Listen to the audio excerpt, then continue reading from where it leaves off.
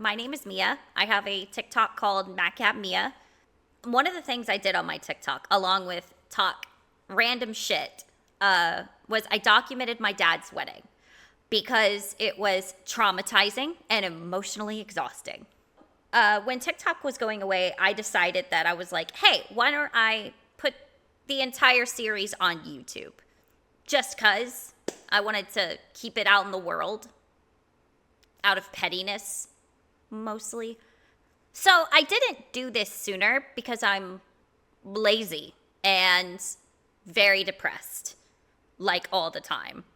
They prescribed me Adderall, and now I have the somewhat mental capacity to do it. Also, I know nothing about video editing and video software or how to use it, so I just did it to the best of my ability. We'll see how it goes. By my lunch plate, you can tell I filmed this later. There are 5 TikToks before it actually starts. It is 12 parts. The last part, it goes from 11 to 13. It's not missing. I just can't count. If you stay for the whole video, from what I can see of me trying to stitch everything together, it's gonna be over 2 hours long. If you stay for the entire thing, thank you. So, without further ado, here is me ranting to my phone. Enjoy. So I'm just sitting here on the couch, chilling, with my adorable boy, when I get a very unwanted message. This is a message from my future stepmom. If you don't have any plans Thursday before the wedding, my sister, BFF, and I are getting... I haven't opened the rest of the message. And from the outside looking in, this is a very innocent message from a stepmom who is trying to be close to me. So, let me put out some context. In 2020, I went home to Georgia for transfer leave. I was transferring from my duty station in Norfolk to my duty station in Iwakuni, Japan. I was so excited for it. I was transferring for a total of 3 years, and I didn't know when I was going to see my family again because, 1, it was during COVID, and 2, that's an expensive-ass plane ticket. So I went home to Georgia to spend some time with them. I went and stayed with my parents, and as soon as I got there, something was off. Couldn't quite place my hand on it, but I was like, the vibes are weird.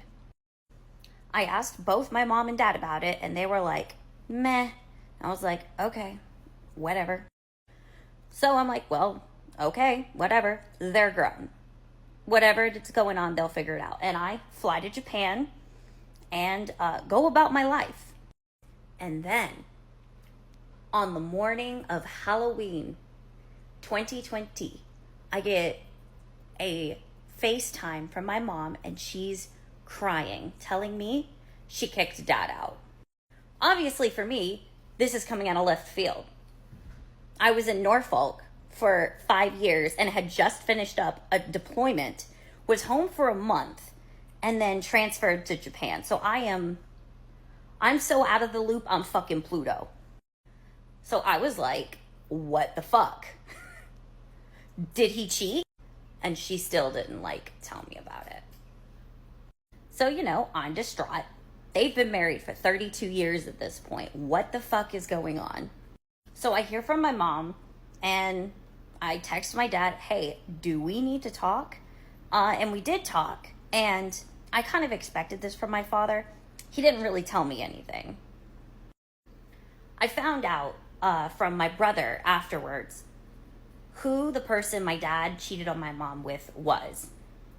And just like a typical white male, almost 60 CEO, he didn't sleep with his secretary, but he slept with a partner in his company. Ew. I went to therapy for the first time, and moved on with my life, as one can during COVID, half a world away while your parents are going through a very messy divorce. And boy, was it messy. My mom's hiring a PI to spy on him. My dad is trying to hide assets by transferring them to friends and brothers. It's so messy. Well, life goes on, and they finalize the divorce 2022.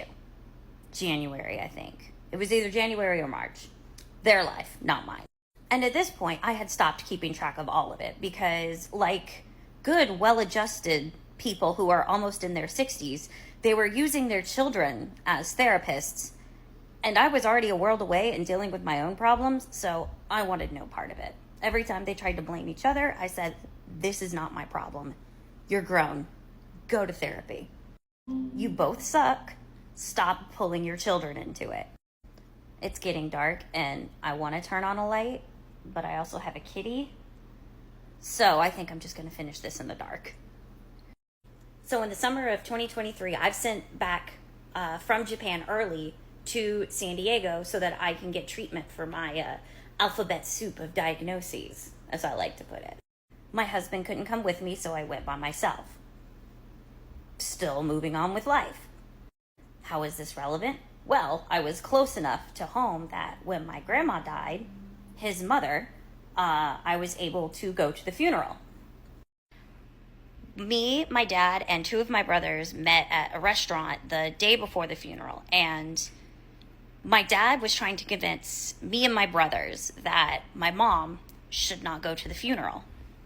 And he was trying to manipulate and throw a little pity party and be like, well, she hated my mother. And I'm like, Dad, were you not married to this woman for 32 years? Mom sucks. She's not that petty. He got really drunk and was like, yeah, but I don't think you understand. I think your mom's going to make it all about her. You don't understand how much she hated my mother, so on and so forth. I think he forgot that I was old enough to remember my life and my mom and my grandma's interactions. My mom loved my grandma. They did have a falling out like 10 years ago, but that's not the point. My mom wanted to go because this was her mother-in-law for 32 years, and she respected the woman. Another little nugget of information he decides to drop on me during this dinner is that he's marrying this woman. Yes, let's tell me while you're drunk at a bar trying to convince me that my mother shouldn't go to the funeral because there might be drama between my mother and the woman you cheated on my mom with. And people wonder why I'm in therapy. So I take my mom to the funeral, despite his protests, because at this point I've had way too much therapy to be manipulated by him. And she's better than I was. She was cordial, she was kind, and she was sympathetic. Me, on the other hand, I don't know how to handle grief, so all I do is like crack jokes and be sarcastic because I don't know what to do with my feelings. Also, I don't like 90% of my dad's family, and like all of them were there. Kitty check. Well, the funeral processions end. My mom leaves, and me and one of my brothers go to the wake with the rest of my family. And he finally, after 4 years of dating this woman, introduces me to her at his mother's wake. I learned a couple of things that day at the wake while eating fried chicken sitting across to my dad and the woman he cheated on my mom with. One, my dad has a type. This woman is a carbon copy of my mother, but 20 years younger. Two, speaking of 20 years younger, she's only 11 years older than me. And three, I'm getting a stepbrother who's 13 years old. So after the funeral and all of that messiness, I continue to move on with my life. I did not contact my dad again until June, when it was Father's Day. I sent him Happy Father's Day text, because that's the kind of relationship we have, obviously. And he calls me bitch, what?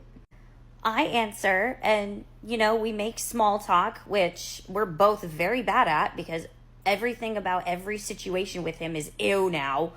And he says, hey, I wanted to ask if you would be a bridesmaid at our wedding in October. Motherfucker, what? I've met this woman once. So I'm like, is this what she wants? And he was like, yes, this is what she wants. This is a bad idea. It's a couple of weeks before the wedding now. I've done all of the duties while kind of talking to them. And she sends me the text that I showed 9 minutes ago. Now, you see, I'm trying to be a good person and not ruin their wedding by speaking my mind and just smiling and putting on the show that my dad wants to in front of his entire family, playing my part, and then going back to our usual relationship of just texting on holidays. But the other part of me wants to burn everything to the ground and sow chaos. I've already done a little sewing because on the RSVP, it was like, choose a song because there's going to be dancing. So I chose My Kink is Karma by Chapel Roan. Am I going to do more sewing of chaos? I don't know yet. We'll find out in 3 weeks. At this point, I'm convinced that the universe is working against my dad's wedding. When my dad asked me to be a bridesmaid back in June, I did my due diligence. I made an appointment with David's Bridal. I picked out a dress and got it on order because they didn't have my size. Basically, the only stipulations that they gave me was it had to be chiffon or silk and it needed to be in the color cinnamon. So I picked out this dress. I thought it was super cute and I was like, I can tear it up later. It came in about 2 months later, and because I don't have big titties, but I need a big dress size, I needed some alterations. And when the alterations lady came out and looked at it, she said, this dress does not fit. And I was like, all right, well, let's go a size up then. So we put the dress on order, and they told me that it is supposed to arrive October 15th. And in the meantime, they were like, hey, it might arrive early, so we'll just keep setting fitting appointments until October 15th. I did my best. Every single time they called, I was like, hey, yeah, I'll come to the fitting appointment. Where's my dress? So this past Monday, I get the same call again. Hey, we just want to confirm your alterations appointment for this day. I asked the same question. Cool. Is my dress there? I'll go if my dress is there. And once again, they were like, we'll call you back. This time, they actually did call me back, and it was the store manager. Uh-oh. The manager was like, yeah, I just called the warehouse. They never shipped it, so it's going to get shipped out on the 16th, and we're going to put a tracking on it, and we'll let you know as soon as it gets here. So do you want to schedule alterations? I was like, bitch, I leave the 21st, and you said it gets shipped out the 16th. I'm not going to have time to do alterations. And something tells me I can just feel it in my indigestion that the dress isn't going to arrive before I have to leave for Georgia. Should I be panicking? Probably. But just as a reminder, this is a wedding where my dad is marrying the woman he cheated on my mom with, whom I've only met once at his mother's funeral, even though they had been dating for 4 years up to that point. And for some stupid reason, they asked me to be a bridesmaid for this woman that I've only met once. So plan B is the day before, if the dress doesn't get there, I'm just going to go into the David's Bridal, pick some chiffon or silk dress in cinnamon that fucking fits me, and I don't give a fuck how it looks on me. If anything, me in an unflattering dress will ruin their wedding photos, and that's forever. Or at least until my dad cheats again. The urge to unleash the chaos demon is coming harder and harder as the universe keeps giving me signs that this wedding is going to be a disaster. And I want to be part of making it a disaster. Be a good person. Let them have their day. Oh, it's getting harder and harder. So, the fear and indigestion I was feeling thinking that my bridesmaid's dress wasn't going to get here in time. Turns out it was absolutely correct. I went to David's Bridal today and was like, hey, according to this receipt, I ordered this back in August. I've been asking about it for 2 months at this point. Where is my dress? Oh, I'm sorry, honey, it's not here yet. So plan B was initiated. The sales representative helped me look around David's Bridal for a cinnamon dress that was either chiffon or crepe, not silk. I was mistaken about that. Chiffon or crepe. They had exactly one that was a size smaller than my size, actually. It wasn't my size. Here she is. She's a lovely mermaid dress, and I hated everything about her. As you can see, she is very form-fitting. So all she did was highlight everything that I'm very insecure about. Why, you may ask? She's beautiful. Because I have severe body dysmorphia. Clothes shopping is one of my anxiety nightmare scenarios. I hate trying on clothes. I hate looking at myself in the mirror. I usually just wear baggy clothes and leggings to avoid ever looking at myself. Is it a problem? Yes. Is it a problem I'm working on? Also yes. Is it a problem I was ready to face today? No. So we exchanged the dress, and they could definitely tell that I was visibly upset, trying not to cry, and trying not to have a panic attack in the middle of the store. I know I talked a big game last time, and I was ready to be the big game. I was ready to be that person who didn't care. And then I tried on that dress, and I realized I really did. Mostly because I was just not ready to wear that unflattering of a dress in front of 100 plus people. Most of them I've known my entire life. So the David's Bridal staff was like, okay, we have another location 20 minutes away. Maybe they'll have something. And I practiced my breathing exercises and try not to tear up while driving 20 minutes away and choosing to listen to Taylor Swift. That was not a good move on my part.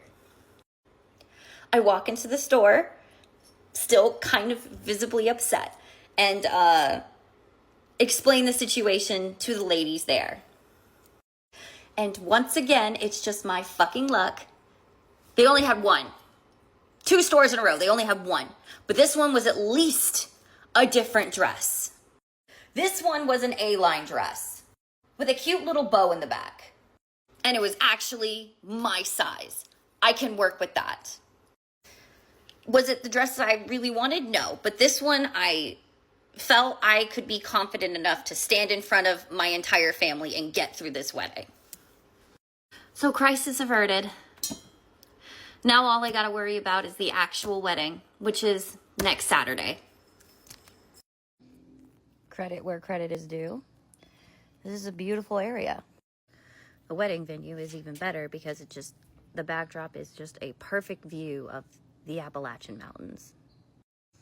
Just trying to get some air before I have to go over and get ready with the rest of the bridesmaids. I'm going to be with them from 9 a.m. to 6 p.m. I don't know if that's normal. I've never been a bridesmaid before. And people are going to do my hair and makeup, which for if you're a neurodivergent like me, people touching me is one of the things I hate most. Plus the entire situation where this is the woman that my dad cheated on my mom with. And everything is just icky. I'm being nice. I'm being well behaved, but I'm just filled with dread and caffeine this morning. Not to mention antidepressants and anxiety. Yeah, lots of anxiety. So this past Saturday was my dad's wedding. The wedding where he married the woman he cheated on my mom with. I'm still in the middle of processing everything. I talked to my therapist about it today, and I was basically talking myself in circles and remembering stuff out of order, which is unfortunately normal for me. So I think I'm going to take the next week, continue to process stuff, but actually start maybe writing it down so I don't miss anything because a lot happened. But it was beautiful. I was only a slight chaos demon at times. I let them have their day and I got through it. Yeah. I was very happy that I had a support system there with me because it was not fun. Yeah, I had myself, my husband, my brother's partners there so we could talk shit and vent while we were there. My dad's wedding, part 1, more of the prologue. I was trying to figure out the best way to tell this story and I realized I'm going to need to introduce all of the characters first. Let me preface this video by saying that yes, all of us need therapy. Unfortunately, only 2 of us are in fucking therapy. Character number 1, myself. Here I am in the bridesmaid's dress, by the way. I will say I did look hot as fuck. I'm also drunk as hell in this picture. The wedding had not started yet. My backstory is I grew up in a physically, mentally, emotionally, and most of all, financially abusive household that I escaped by joining the Navy when I was 22. I spent 9.5 years in the Navy and I was discharged due to PTSD that was service related. I have a whole alphabet soup of diagnoses, but I am medicated and I'm in treatment, working on myself. I am also very much unemployed because I just got out of the Navy like maybe a month and a half ago. The next character is husband. Husband is my husband, and he's the best ally any queer girl could ask for. He's a big mountain man from Oklahoma, but he's more sophisticated than I will ever be. I started dating him a year after the divorce drama started, and he has been there for me this entire time. He's amazing, and I love him. The next character is Dad, namely my dad. The best way to describe my dad that I've always came up with is he is a chameleon lizard person who's part of the elite Illuminati. Dad is 60 now and he is still as insecure as ever, especially now that he's aging and he's shorter. As you could probably tell, I don't have a relationship with my father. In fact, I have never had a relationship with my father. He only sees people as their stereotypes and never gets to know them on any kind of deeper level. In fact, if you are, let's just say, different from a normal stereotype, it does not compute. We're gonna get to that. My husband thinks my dad has some kind of sociopathy. Mind you, both of us are not therapists at all, but it totally makes sense. Next is Mom, my biological mother. My mom is not nearly as bad as my dad. She is far from perfect, though. She is a narcissist. My mother cannot take any kind of criticism. If something makes her look bad, it didn't happen. Here's a good example. So during this entire healing process, I've been trying to figure out my family history because, that's a big indicator of what's going on in your head, especially if it might be genetic related. And she refuses to acknowledge any of it. I remember vividly being tested at 8 years old, and I don't know for what. I was also on Adderall from the time I was 8 till I joined the Navy, so 22. No, I switched over to Vyvanse when I was 19, and then I was on Vyvanse till I was 22. So during this process, I've been like, hey mom, so what was I tested for, and what did I take medication for? I can kind of take a guess, but I want to make sure I'm accurate. And she goes, what testing? You were never tested. Yes, I was. You took me to a special facility and everything. I had this person in front of me showing shapes and I had to sit still and shit. She goes, no, you were never tested. And I'm like, well, what was I on that medication for? And she goes, I don't really remember. I was on a medication that you told me to take every day from the time I was 8 till the time I was 22. And you don't know why. And you won't tell me why, so I can try to figure my own shit out. Yeah, she's a piece of work. About 10 years before any of this started, my mom and my grandma, my dad's mom, had a huge falling out. Which introduces us to our next set of characters. This is a murder of characters, as you will. because they might as well be crows. The characters are dad's siblings. They are all the same people. If you meet them, you think they're nice. You see, this is kind of a trauma thing for me because my entire life, they were nice, they were fun, they were great. And then my mom had the falling out with my grandma. And like I said, my mom's not perfect, but they still to this day treat her like dog shit. They treat her like she deserved to be cheated on. And I'm not exaggerating. The next character is stepmom. She is 11 years older than me, and she looks exactly like my mother did when she was 43. She's also very meek, I would say, compared to my mother. My mother is a very strong-willed woman. I'm surprised that dad even married her in the first place, honestly, because my dad is an insecure, weak man. Especially now that he's fucking old. I don't really got much to say about her, because I don't really know her, but I mean, I don't like her, just out of principle. The next character I am going to name 30, because that is how old this person is. 30 is my younger brother. He is also my dad's only friend. My dad has no friends. My entire life, this man has never had any friends. All of his groomsmen were my brothers, including my new one. You're 60. That's fucking sad. But anyway, 30 at some point was a rational human being. Now he spends so much time around my dad and they've become besties that they're basically mirrors of each other. 30 also has a chronic disease that might take his life by the age of 40, which he attributes to why nobody wants to date him. To which I constantly remind him, no, nobody wants to date you because you have a shitty personality. Also, it's not a guarantee that you're going to die from this. He has some kind of like kidney disease that's really long and really hard to pronounce. Either way, he has become my father, and it's just so disappointing. Ugh.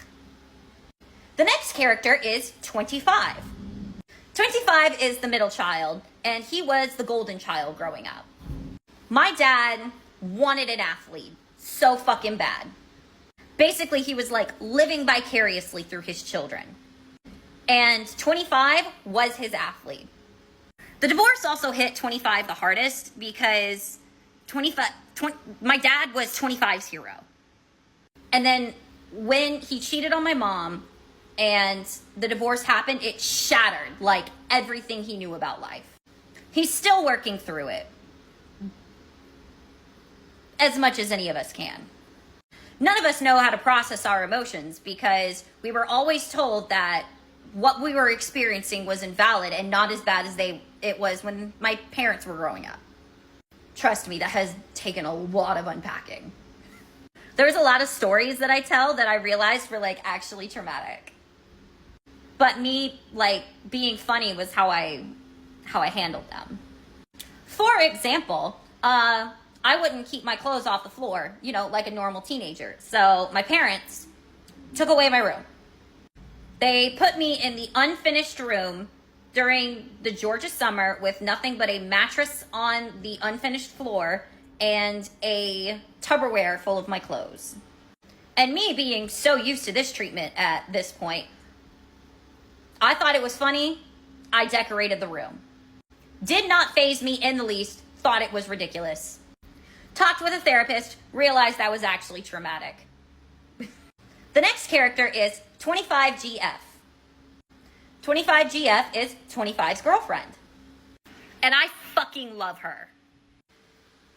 25 and 25GF have been dating for 6 years now, I would say. 25GF has been through this entire process. She has seen all of the bullshit unfold. She's met mom's side of the family multiple times. She's met my dad's side of the family multiple times. She's been there for all of it. That'll come up later. The next character is 22. 22 is our youngest sibling. Well, not anymore, but he was the youngest sibling. Out of all of us, I would definitely say 22 got the worst treatment from my father. My father was always scared to have some kid that was Not straight. Sucks for him. He got 2. I'll continue. I ran out of time. I didn't realize how long this was going to take. I'm going to continue in a second. Where was I? So like I said, 22 had it the hardest out of all of us, especially with dealing with my dad. 22 did not conform to any gender norms for a man. And this made my dad so fucking insecure. When I was still at home,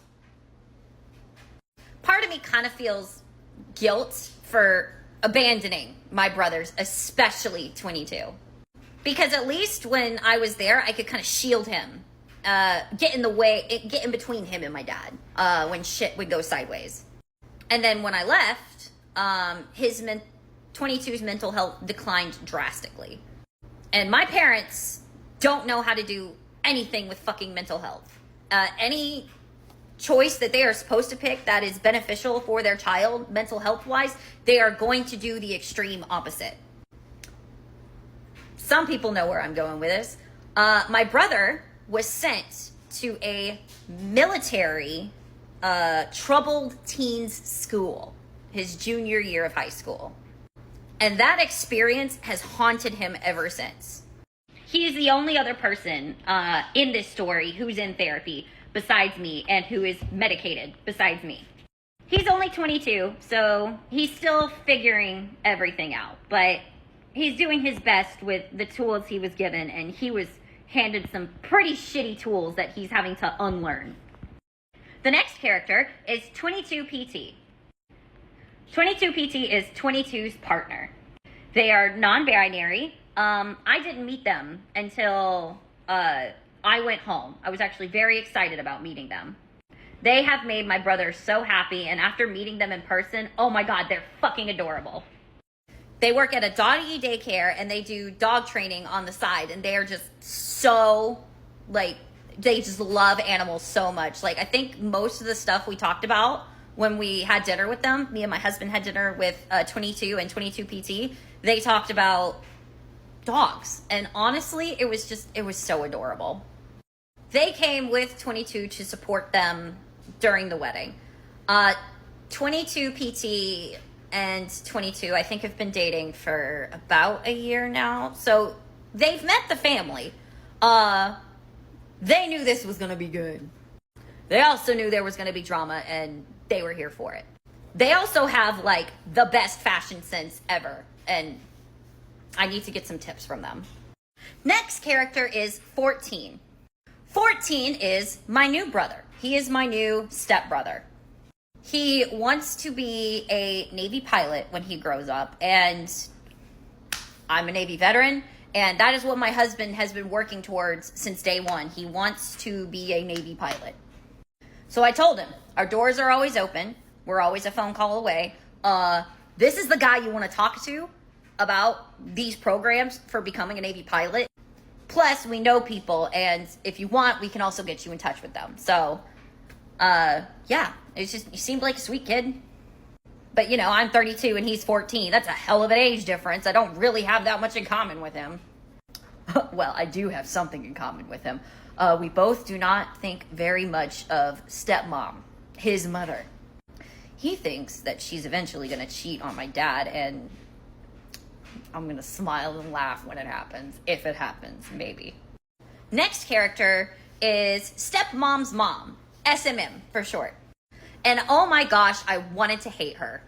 I wanted to, but she was the sweetest lady ever who, like, cooked a shit ton of food for this entire event. And she, like, made the best cookies ever. And she was, like, how I thought a grandma was supposed to be in my head. Like, I kind of had that grandma growing up, but, like, not really. And I don't want to like her because I don't know how much of the cheating situation that she knew. But at the same time, like, she was a nice person. But then again, this was my first time meeting her, so I don't really know. Next character is stepmom's best friend, SMBFF. She has been married 3 times. Her husband, just like stepmom's, is also significantly older than her. She's a dentist. She immigrated from Africa, and she was so excited to be a citizen of the United States, voting in this election so that she could vote for, these are her words, not mine, Daddy Trump. I looked at her and I was like, you're an immigrant and you want to vote for Trump? Okay. I just hope I don't have to sing the leopards eating your face song. Since she is stepmom's BFFF, I'm pretty sure, I didn't get confirmation of this, but I'm pretty sure she knew the entire situation. But I was cordial, just like I said I would be. She told me I was funny when I was honestly just being a jackass, so she gets points for that. Next is stepmom's older sister. Now, I didn't really talk to her while we were getting ready with the other bridesmaids because I was focusing on the fuck they put on my face and the fuck they did to my hair and trying not to have a fucking migraine and trying to get through it sober and failing. That I didn't notice her until later when we were alone in the bride's hidey hole waiting for the bride to get there. She didn't want to be there either. She knew something. She knew some tea. And I wanted to know what she knows that I know so we can exchange notes on the tea so we can share the tea together and have a whole tea party. But I never got the fucking chance. I don't know if I'll ever see her ever again, so I'm not going to be able to get the tea, but we'll see. And the last person is stepmom's younger sister. Not really much to say about her. Her daughter was the one that was the flower girl, and she was just the cutest little fucking thing ever. She was the one I got along with the most because I didn't know anybody there. So we talked and we were cordial, but, you know, nothing like groundbreaking. So now that all the characters have been introduced, let me introduce you to the plan to help me keep my sanity during that entire process. So, as said before, I am from the great state of Georgia. This wedding was very close to Election Day. It was October 26th, and of course, Election Day is November 5th. I wanted to be nowhere near Georgia during this. I had already submitted my absentee ballot. I didn't want to be anywhere near Georgia, anywhere close to the election. So we decided that we were going to spend the week before the wedding actually going and seeing people that me and my husband liked. The plan was the first 2 days we spent with my mom in Cumming, Georgia. Cumming is spelled exactly like you think it is. We spend 2 days with my mom, and then we go to Savannah. Now, if you know anything about Georgia, you know that Savannah is in the opposite direction of Cumming, Georgia, and is in the very, very opposite direction of Dahlonega, Georgia, which is where the wedding was. But I wanted to go to Savannah, mainly because one of my friends that I've known since I was 8 years old is down there, and me and my husband have been married for a little over a year now, and she has not had the chance to meet him in person. She's met him over the phone several times, but it was like, I want to spend some time with you and my husband, and I just, relax. My dad had also told us that the wedding rehearsal didn't start until 5 p.m. on that Friday, so we were like, yeah, let's go to Savannah. Why not? Here is a reference map if you have no idea where I'm talking about. So Cumming is right here. So we went there first. We drove all the way down here to Savannah to spend some time with friends and actually relax during this vacation. And then we drove all the way back to Dahlonega, which is way up here in North Georgia. So that was the plan. Those were the travel things. I arranged everything, and I will say for the most part, everything went smoothly, but that'll be for next part is when I'm actually gonna start the actual story, starting with me arriving at mom's on that Monday. The first part of this journey is the visit to my mom's, which lasted about 2 days. And I'm not gonna lie, it was mostly uneventful. My mom teleworks, so she had to work most days, and then me and my husband, I relaxed on the couch and did absolutely nothing except for play with this little cutie, my mom's dog Boo. He's so fucking cute. All he wants to do is sit there and cuddle, and he's just adorable. So I sat relaxed, played with the dog, and my husband mostly did homework while we were with my mom. And then other than that, basically we got her dinner, we spent time with her, and she told us about what's been going on in her life. Now, I didn't introduce this person because I met him for like 2.5 seconds via phone call. But my mom has a boyfriend, and she gushed about him the entire time we were there, and it was so fucking cute. I was in the bathroom, like, brushing my teeth, and I overheard her talking on the phone, and after they were done talking, I hear my mom say, "I love you," and her boyfriend goes, "I love you too." And then because I'm an asshole, I pop out of the bathroom and scream at her, "Somebody's saying I love you." She then told me to shut the fuck up, and then quickly reminded herself, "I'm a woman of God, I don't curse anymore." You just did, Mom, but whatever.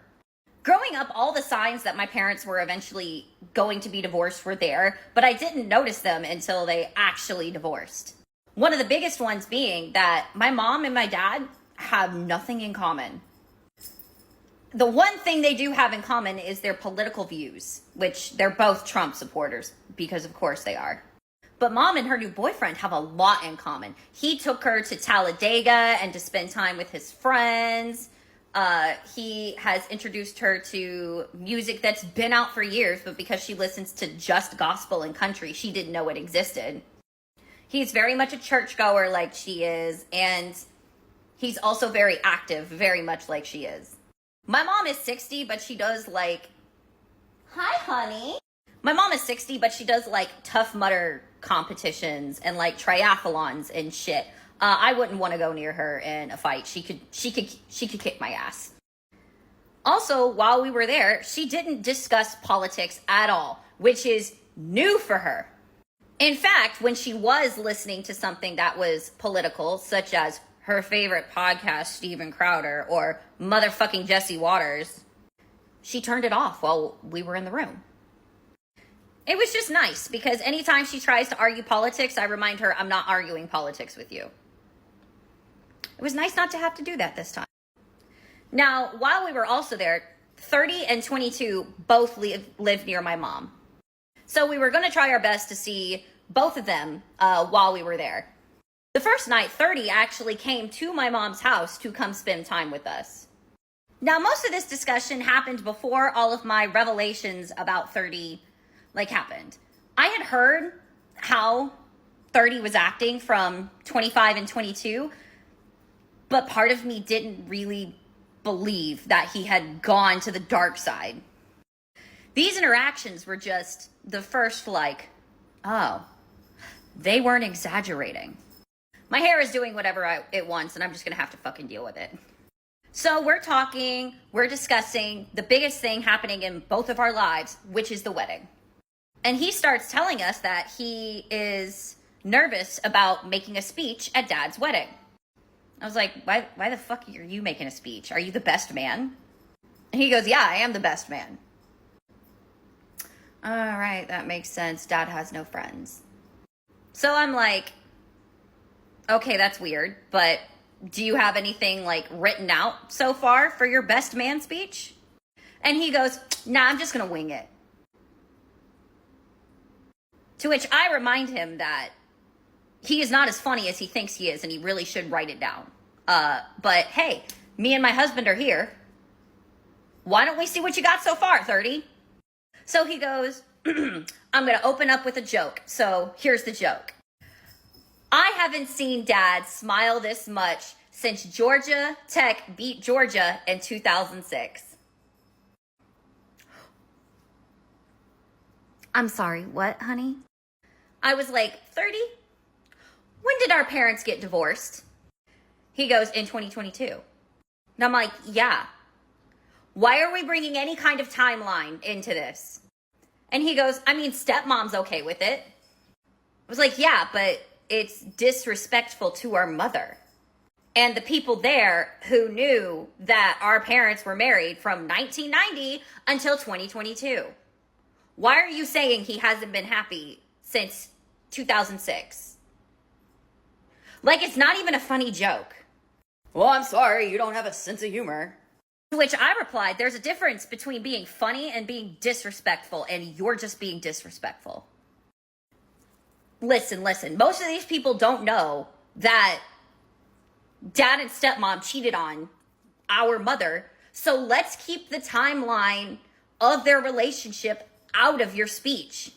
Talk about the adventures they've been on. Talk about how happy he makes her without mentioning a timeline. Talk about their proposal story. Don't bring up our mother even unintentionally.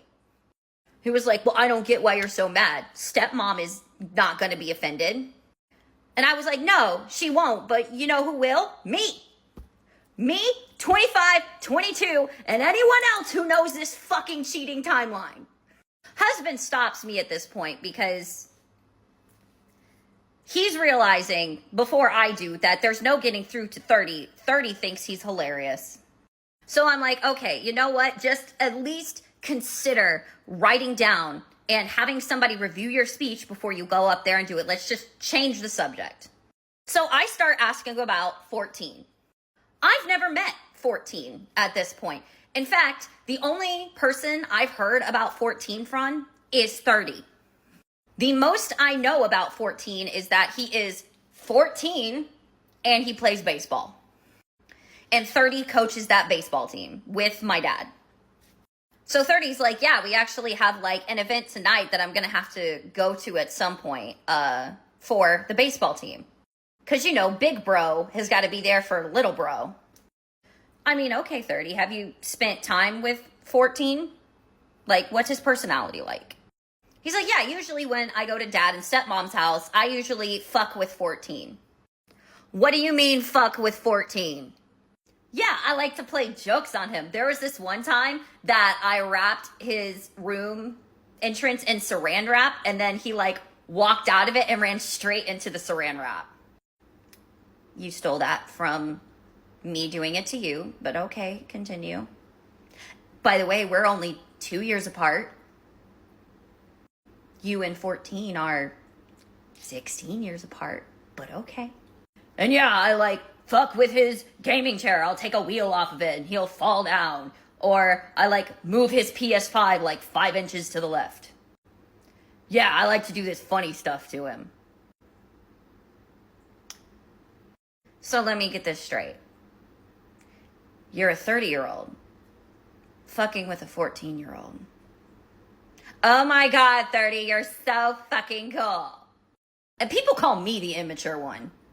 So after quite some tense conversations with 30 and me realizing that 25 and 22 were not exaggerating when they were describing what 30 is becoming,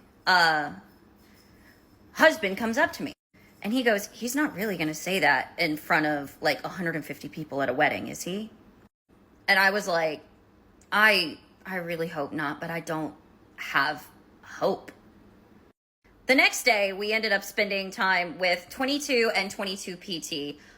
This was our first meeting with 22 PT, which was really nice because me and 22 are kind of on the same page when it comes to the wedding. And me and 22 PT, like, we just talked about dogs the entire time, and it was fucking great. With the exception of our confrontation with 30, seeing everyone for those 2 days, it was nice. Now, before we left for Savannah, my husband pulls me aside and says, I don't think mom is doing as well as you think she's doing. And I said, she has a dick appointment for the wedding, and she said she's fine. And he goes, yeah, but I don't really think she's fine. My empathy for my mother is in hell at this point because of, you know, personal shit. So I just tell him, I'm not her therapist. She needs to figure that out with somebody else. Part 4, Trip of Savannah, coming tomorrow.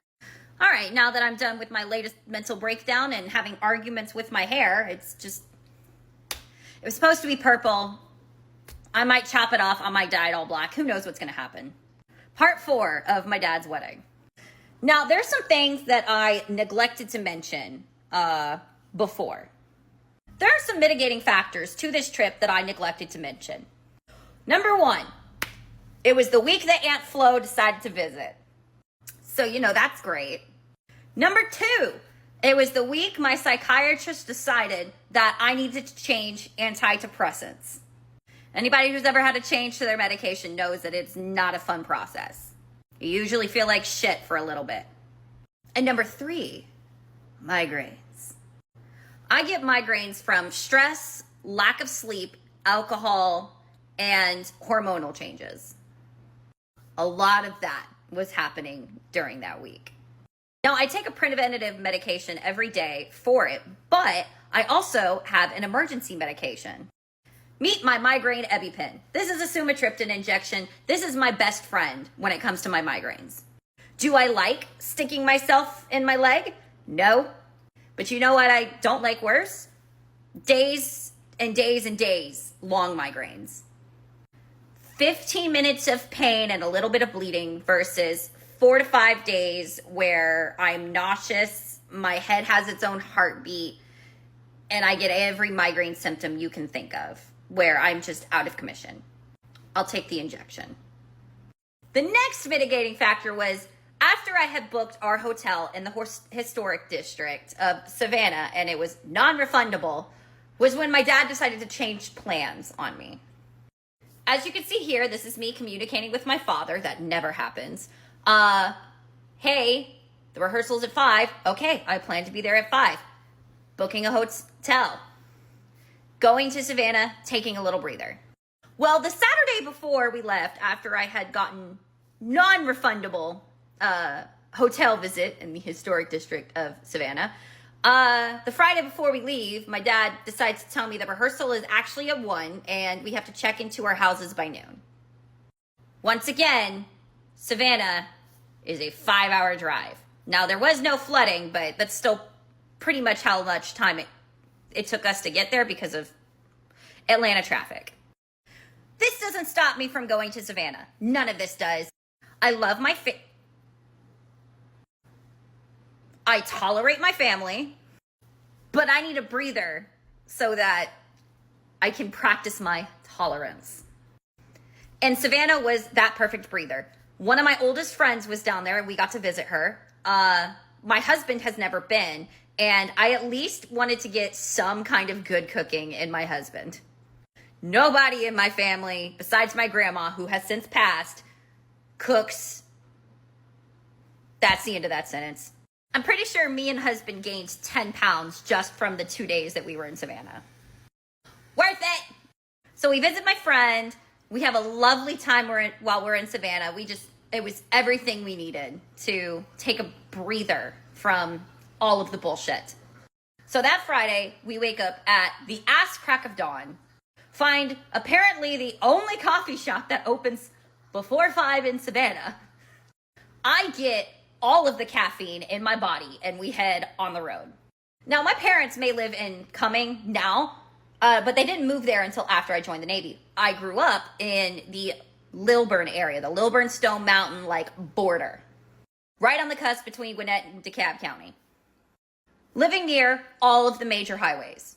If there is something I know how to do, it's drive like a maniac through Georgia, especially on the highways. And that is exactly what I did to get to Dahlonega in time. I was stressed.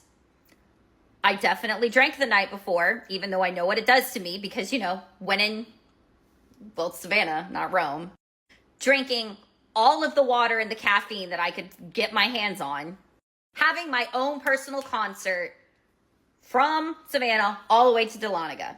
We ended up getting there right at 11:50. I was so proud of myself. And of course, in the fashion of my father, only one other person was there at the time he told us to get there. And that was 30. 25 ended up having some car trouble getting up there because it is in the mountains of Georgia. There's some sketchy roads.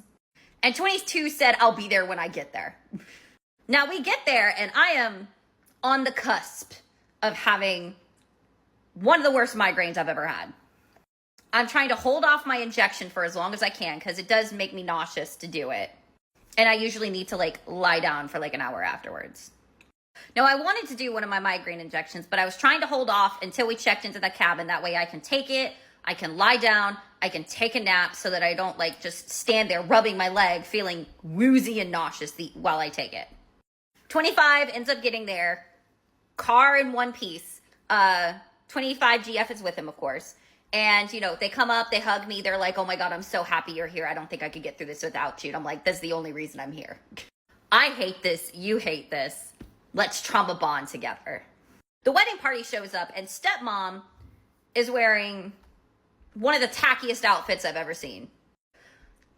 Tacky to me. It's not my style, which is really saying something because all I wear is like pants and baggy t-shirts. She was wearing a little white dress and a cowboy hat that had like bedazzled bride on the brim of it.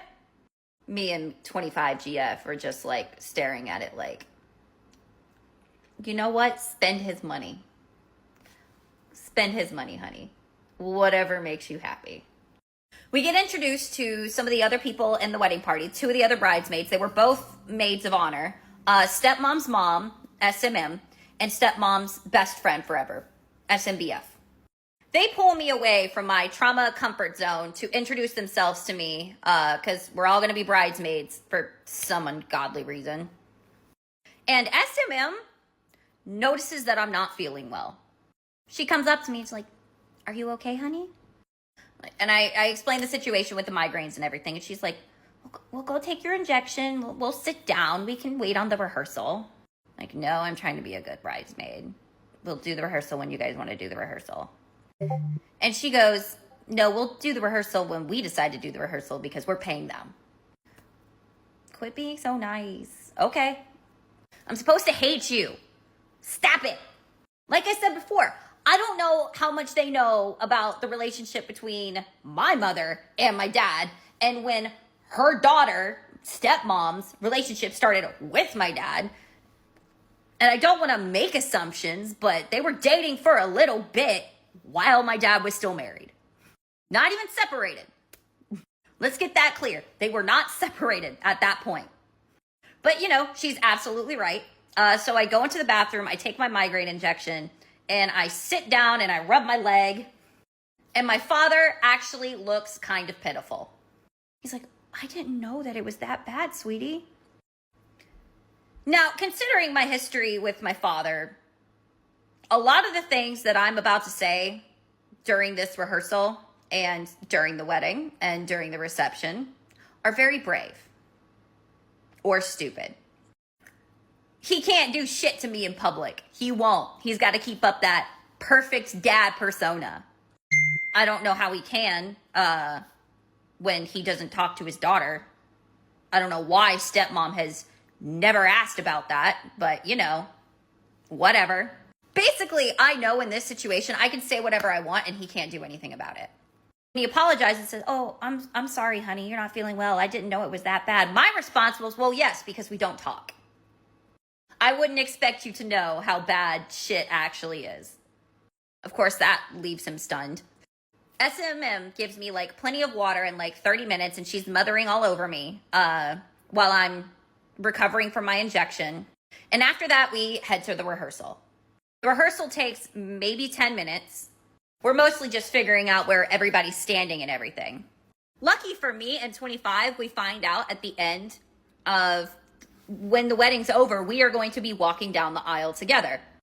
I look at 25 and I'm like, we're skipping, right? It's like, are you going to skip with me? I'll skip down the aisle with you. Let's fucking go. And I guess my dad didn't think that we were going to do this during the actual wedding, but we did, and we also did during the rehearsal. Part 5 is going to be the rest of that night, because that rest of the night was crazy as well.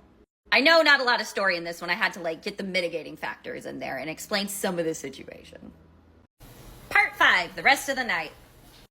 So after the rehearsal's done, we kind of stand around the pavilion where the rehearsal was held. The wedding party is over in their little group discussing like stuff about the wedding. Me and my siblings, 30, 25, 22, and then all of our partners didn't give a fuck. We were told where to stand, and that is all we cared about. My dad sees us separating from the wedding party and he comes up to us and tries to like get us involved. And for some reason he started talking about how all of his boys are so tall. Man, I don't know how I produce such tall children. I'm 5'2", by the way. I'm not included in this. Also, I'm female. I'm never included in anything. Like, yeah, I just produce such tall children. And I tell him, Dad, they only look tall because you're shrinking. You're old and you're weak. And you're shrinking. And he just goes, oh, my blunt daughter. And I'm like, yeah, there's a reason you introduced me last. My husband and 25 GF are just loving this energy, by the way. We get to the house and we do more formal introductions with the rest of the wedding party. SMBFF takes it upon herself to introduce us to the rest of the wedding party, saying constantly, this is Dad. My dad. I'm just still calling him Dad. This is Dad's daughter. Doesn't he look just like her? Because that's what every daughter wants to hear, that they look exactly like their father, who was highly abusive to them when they were younger. Thanks for that. I already see it every day in the mirror. Trust me, I don't need you telling me. She proceeds to repeat this the entire rest of the weekend, by the way, even though I'm like, I don't like that comparison, by the way. She did redeem herself, though, because a couple minutes later, she was introducing 30 to the rest of the wedding party. This is 30. This is Dad's oldest child.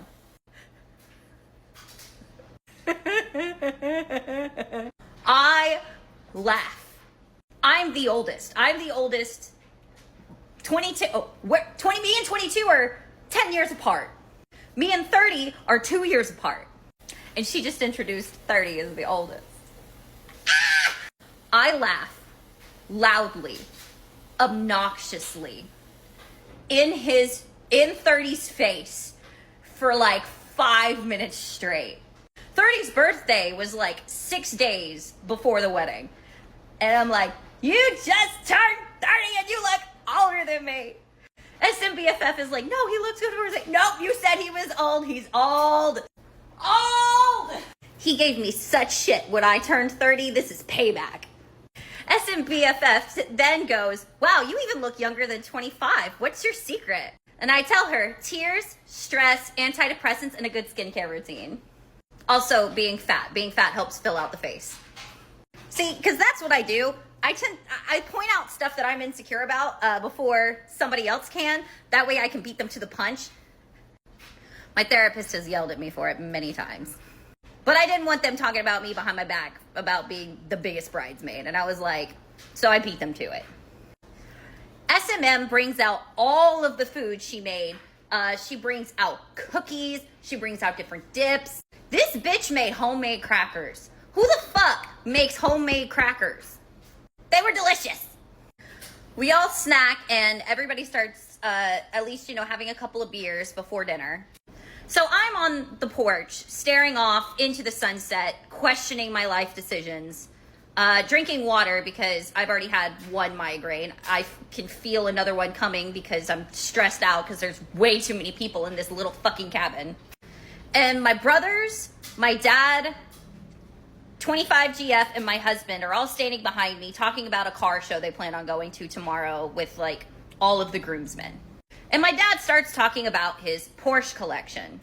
And they're all comparing notes about cars, stuff I don't really give a shit about. And my dad, once again, trying to brag, for some reason goes, I feel like my children are gonna fight over my Porsche collection when I die. I turn around and say, I don't give a fuck about your cars. I want your company. He goes, what?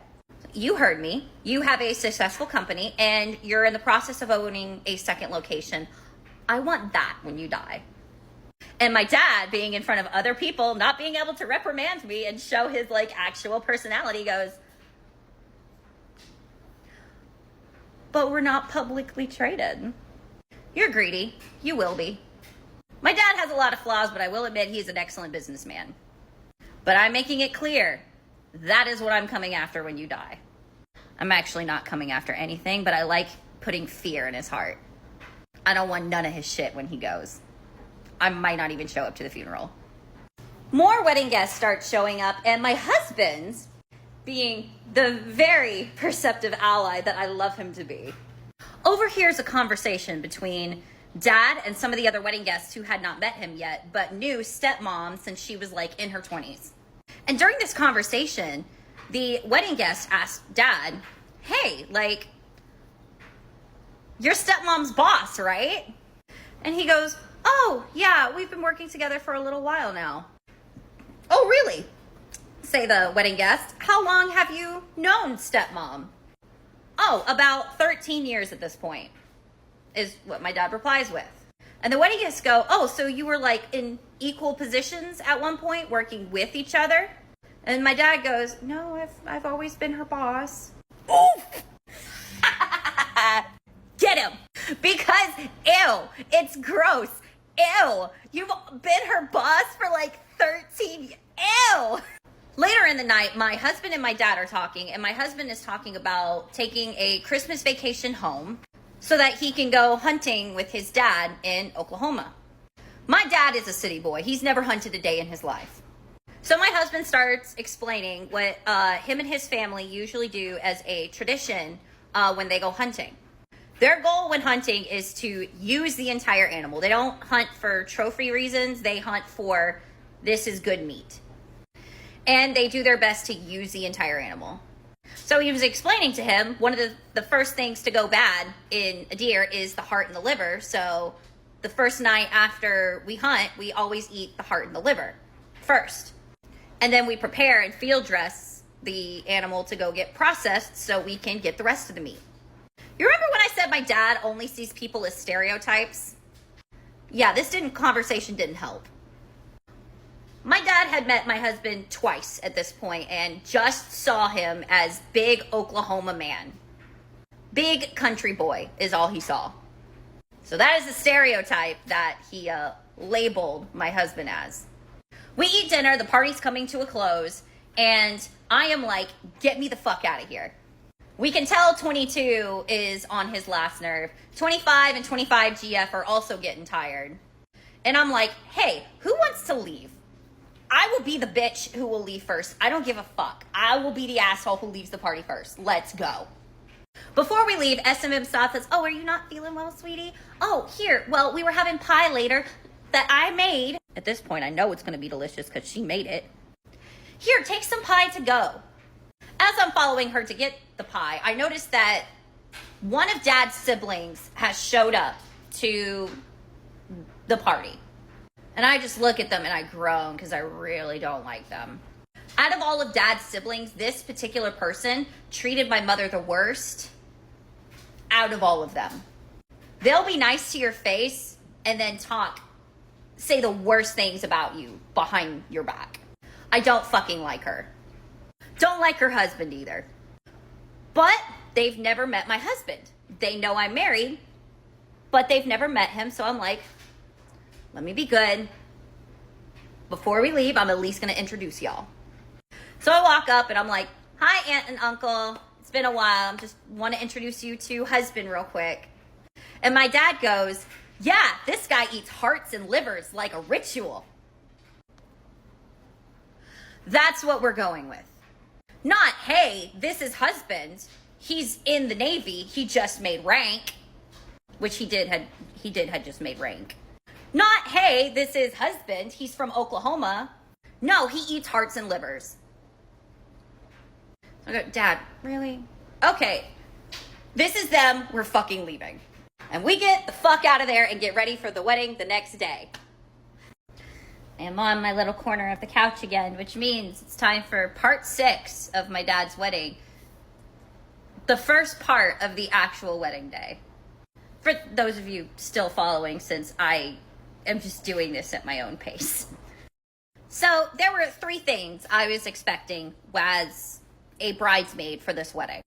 One was pajamas. So stepmom decided that for all of the bridesmaids, she wanted to get us all pajamas so that we could hang out in them all day while we got ready.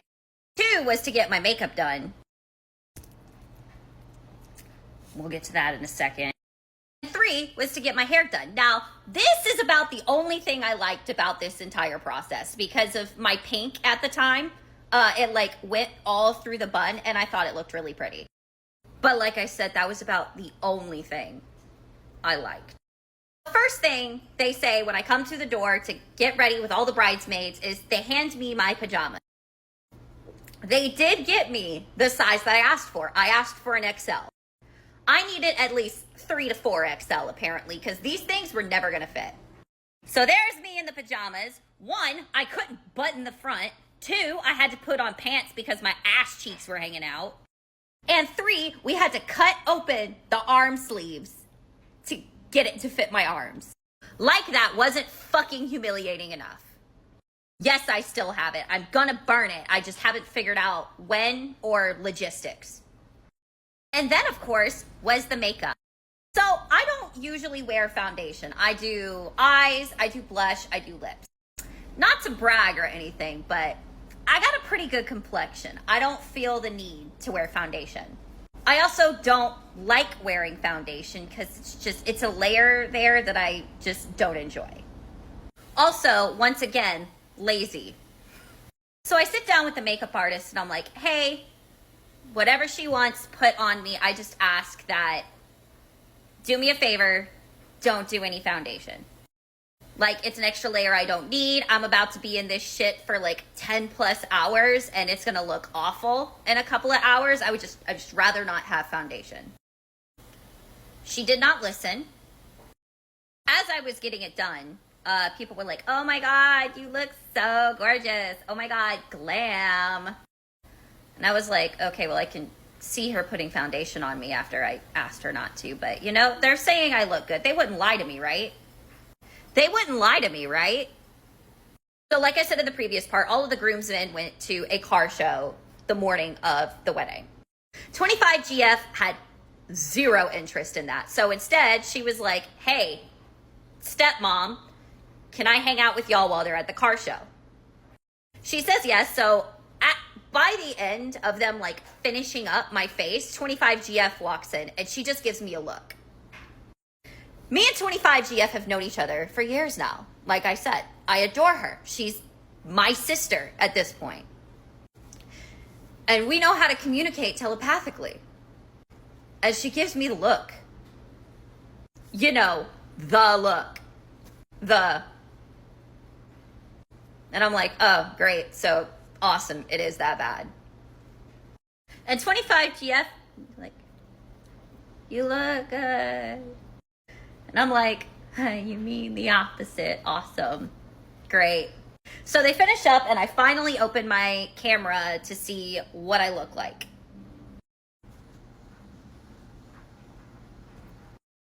"2016 called. It wants its makeup trends back." Like, you see that on my eyes? Those are false eyelashes. I personally have nothing against falsies. However, I did not know that they were going on my eyes until she whipped them out. No say in the matter whatsoever. Also, the foundation doesn't fucking match. I am a cool pink girly. Why would you give me a warm skin tone? I am not tan. I do not go outside. I am a goblin. Paint me like a goblin. Like, I opened my camera and I was like, it's 10 a.m. This is not going to look good at 6 p.m.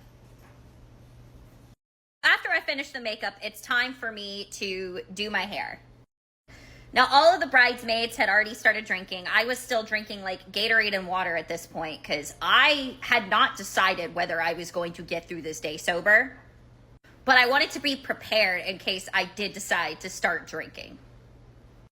While they're drinking and having a good time, me and 25GF, she sat with me while I got my hair done. Like I said, the hair was the only thing I really liked about my entire ensemble. However, I also know my hair. This, the curls, everything, also did not last. My hair does not hold, my hair is straight. My hair is straighter than I will ever be. My hair is the only thing straight about me.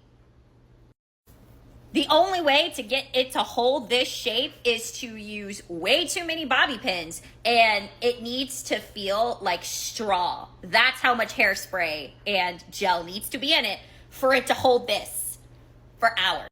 And even if you do, I promise, I know my hair, it will not be enough. It will never be enough. So me and 25GF are there. We're basically discussing, like, in front of everybody, not really giving a shit, how much we hate the marriage industrial complex. So here's the thing. I had a courthouse marriage. And honestly, I'm okay with that. Like, I would, if I'm going to spend $80,000 on something, I'm going to spend it on the honeymoon. I would rather travel than use most of that money for a ceremony where I know me. It wouldn't make me happy. I wouldn't want to do it the entire time. I'm not religious, so it holds no significant value for me. Me and my husband got married at the courthouse in Japan because we were both stationed overseas. He had already proposed.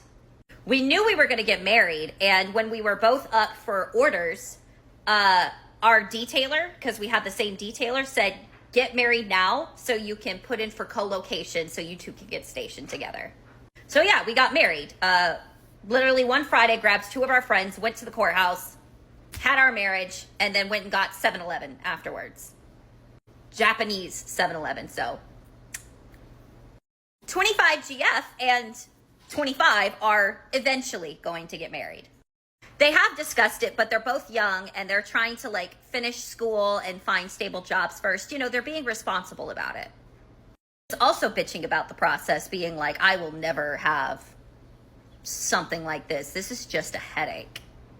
We also went into our own little corner and started, like, observing the rest of the bridesmaids. Because both of us were trying to figure out how much each one of them knew. 25GF clocked this way before I did. 25GF noticed that we were not the only ones keeping ourselves separate from the rest of the party. SM stepmom's older sister was also doing the same thing. She was in a corner on her phone. Now, unfortunately, I didn't notice this until much later, but 25GF clocked her right away and was like, she doesn't want to be here. Unfortunately, like I said, between 25GF and myself, we both never found out why she didn't want to be there. It might just be like a situation like mine where they just can't stand their family, but I want to know why. So at about 12:30, 25GF is like, hey, I gotta go because I gotta go get ready now. You should come with me because you've been done for an hour and a half. And you're not doing anything else until it's time to take pictures and go. So just come hang out with us. You'll have a lot more fun anyway. And I was like, no, let me be a good bridesmaid. I'll stay here. If I'm going to do this, I'm going to do it correctly. 10 minutes after she left was when I decided that it's a good thing I drank Gatorade. Because I can't get through this sober. I hate everyone here. No reason to hate them. I just hate it. Sorry this is taking me so long. Doctors are fucking with my brain chemistry right now. And they're fucking with it badly. So I'm just unmotivated and empty. But this does help. So, yay. Part whatever coming soon. Part 7 of my dad's wedding. So where we last left off was me deciding that I can't get through this event sober. After choosing to stay with the bridesmaids, even though I knew I was going to be completely bored the entire time. Which is basically what I did for right up until almost the wedding started. Was I sat on my phone. I drank beer, water. Tried to talk with some of the other bridesmaids, but we have nothing in common. And hung out with the flower girl. She was a lot more fun than a lot of the people there because she was like 3, and 3-year-olds are always funny. There's also plenty of pictures of me, beer in hand, just fake smiling through it all. Isn't that a good fake smile? I've been trained so well. While on the other hand, sending my husband photos of my face slowly deteriorating throughout the day, because once again, full glam at 9 a.m. with a wedding at 6 p.m. and I'm over 30, like some eye wrinkles started to show. Of course, the lip was gone by then. And yeah, I'm tired of people touching me and the foundation doesn't match. Like, I was just persevering. Now, on the other side of that, husband, this is what he reported to me later and while we were texting each other. He learned a lot about my dad. Husband had only met my dad once before this wedding. And he had heard me describe my dad. He knew I wasn't exaggerating, but it's one of those things where you have to see for yourself. So while I was getting ready with the bridesmaids, husband goes with 22, 25, 30, dad, and 14 to go to a car show. Now, my husband has no interest in cars whatsoever. Neither do I. Just not our thing. So he was mostly there as emotional support for my brothers. So husband and 25, at least according to husband, are basically hanging out and admiring the cars, but they don't know dick about the cars and they don't care to learn. My dad is trying to show off his automotive knowledge, and because my dad's one of those people, he has to be the smartest person in the room. He has to be right, and you can't tell him otherwise because it hurts his ego. And he sees people as stereotypes. One of the people he sees as a stereotype is 22. 2 of his 4 children are not straight.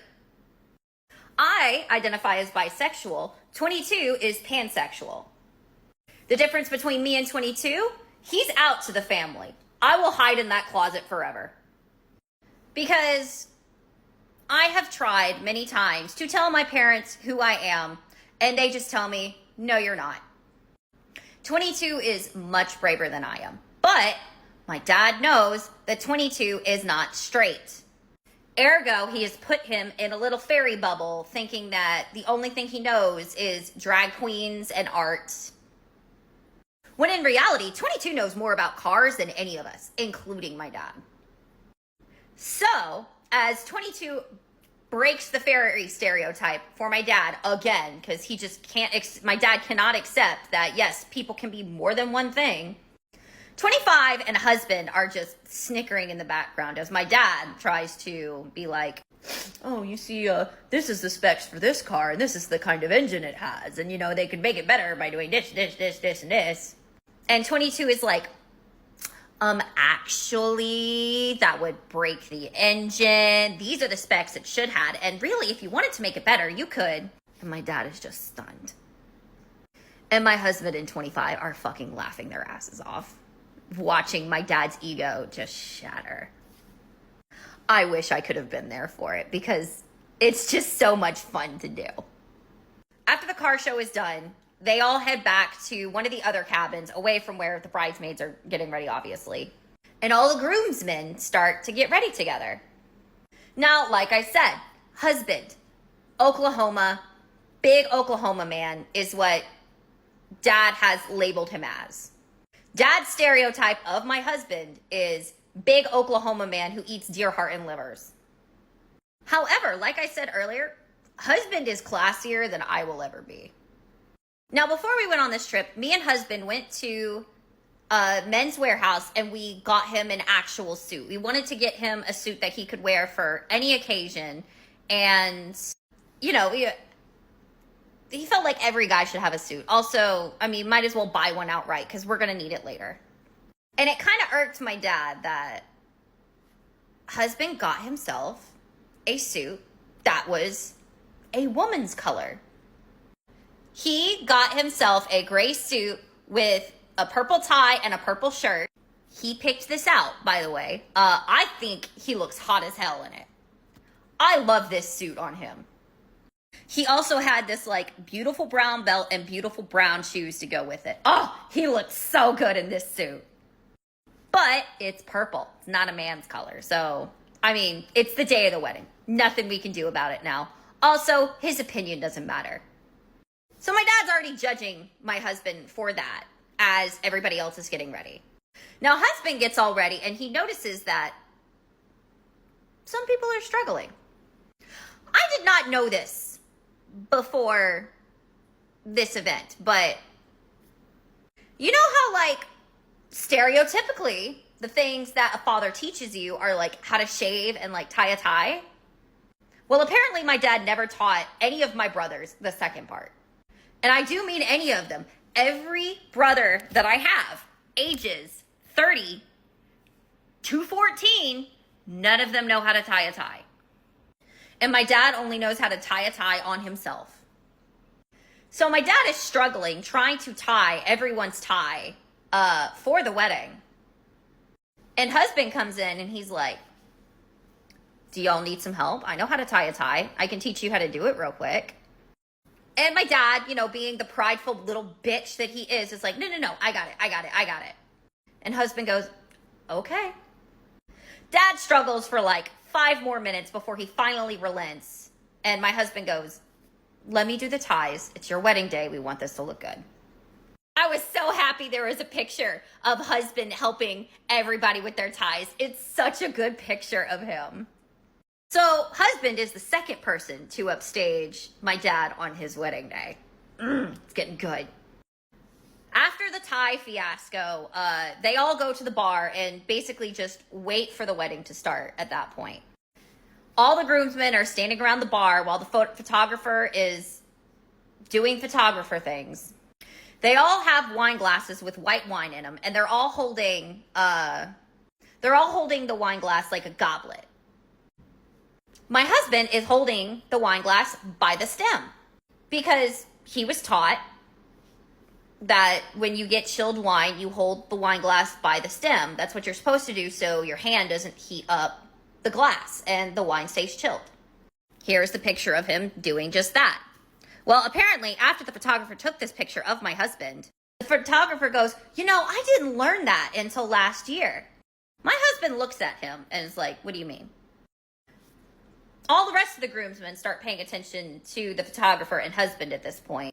And the photographer goes, yeah, like when you get white wine that's chilled, you're supposed to hold it by the stem instead of holding it like a goblet. That way the wine stays chilled and that way it tastes better.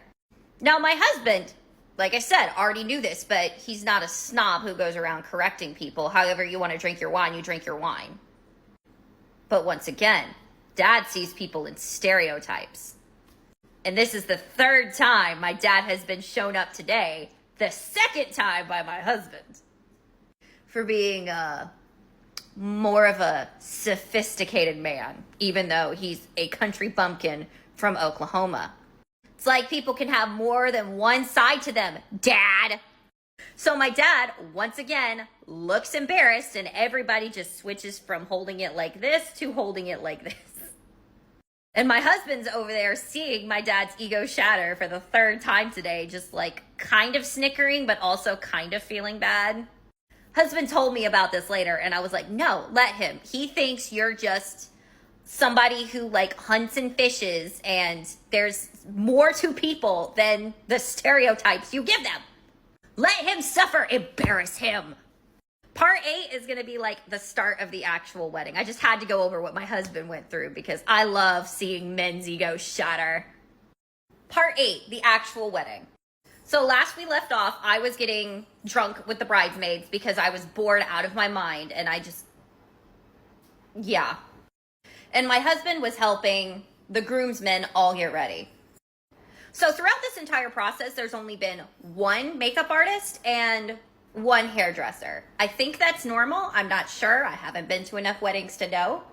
But the makeup artist was running behind, and the venue told us we needed to be in the bride's hidey hole outside the venue at 4, and the ceremony started at 6. Well, we were running behind, and the bride was my stepmom was getting really anxious. Like trying to hurry people along so she can take pictures and get all of the picture-perfect moments for this wedding. And as I'm about to finish my 4th beer, it starts to rain. Now, you know, raining on a wedding day is supposed to be good luck, right? She starts flipping out. I mean, she sees the rain and she goes into the back room and starts crying. Now, I'm not that heartless. I did feel a little bad, but the rest of us were trying to explain to her, 1, this is good luck. 2, this is great for pictures. But she wasn't having any of it. So I get bored. I stop trying to calm her down because this is my second time meeting my stepmom. And I don't really have any emotional investment in whether this wedding day goes well or not. The venue is telling stepmom, hey, you need to get to the bride hidey hole. We need you in the bride hidey hole before guests start arriving. And she is just feeling all of the pressure. So are most of the other bridesmaids, except for me and stepmom's older sister. We're just kind of like over in the corner like, I don't care if this goes well or not. But me and the big sister did chime in, hey, you're paying them. You're the bride. Show up when you want to. Like, we're not going to stay in that hidey hole for 2 hours. We'll get there when we get there. So all of the pictures get done. We all get dressed, and it's time. The venue starts to chauffeur us to the actual, like, wedding venue. Me, SMM, stepmom's mom, and SMOS, I really fucked myself over there, stepmom's older sister. We all get into the golf cart and they ferry us to the venue. All 3 of us, like kind of politely small talk about everything going on. And SMM, stepmom's mom, gets a call from stepmom's younger sister saying that she's having trouble with her dress. So stepmom gets back into the golf cart and goes back to go help the bride, help my stepmom, and help stepmom's younger sister. Which leaves me alone in the room with stepmom's older sister, and we hadn't really talked up to that point. And she starts the conversation. She goes, was your wedding like this? And I'm like, no, I had a courthouse wedding. I never want a wedding like this. She goes, yeah, there's a lot of drama in this. I understand why you got married at a court. What drama? That's what I ask her. I'm like, what drama? What do you know that I want to know? That you know that I should know? And she goes, yeah, this entire process has just been a headache, and God, they know how to blow everything out of proportion. None of this is a big deal. Plus, this is not why this wedding is happening is my best guess. What do you know? And it was at that moment that the rest of the wedding party came in before I got the tea, damn it. I want the tea. What's going on behind the scenes that I don't know about and don't care enough to ask, but I want to know because this entire situation is fucking messy. I don't care what people say about me. I live for the drama. I was in the Navy for 9.5 years. Half of being on deployment is like who's cheating who's being true, and who don't really care anymore. Well, anyway, the rest of the wedding party gets there, and I hate how perfect this was. I know that's petty of me, but like, it was still raining. The sun rays broke from the clouds. It was just as the sun was setting over the Appalachian Mountains, and there was a goddamn rainbow. Bride started feeling a little better after that, obviously. But seriously, you had to add on a rainbow. It was beautiful, and I fucking hated it. Like, come on. Come on. Yeah, there I am. Fucking A, really? Fuck this. It's beautiful, goddammit.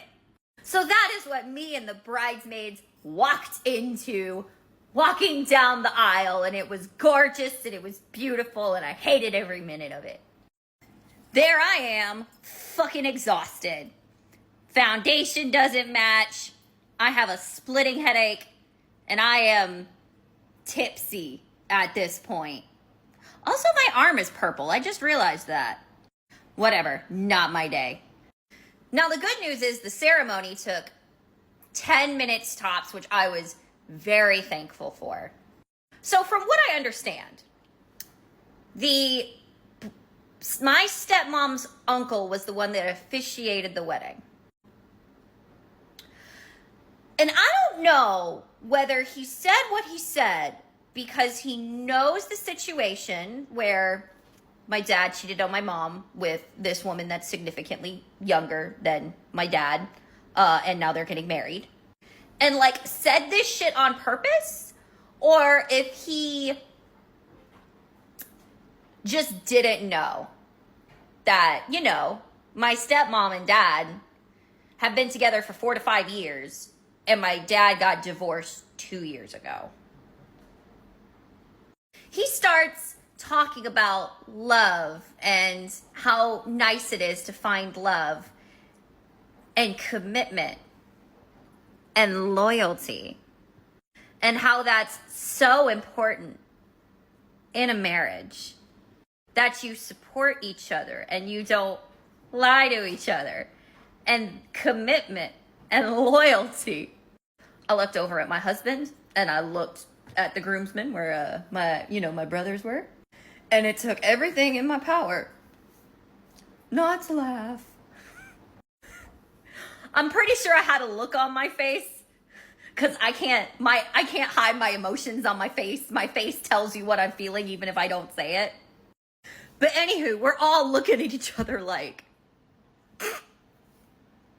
this was a relationship brought on by infidelity, commitment, loyalty.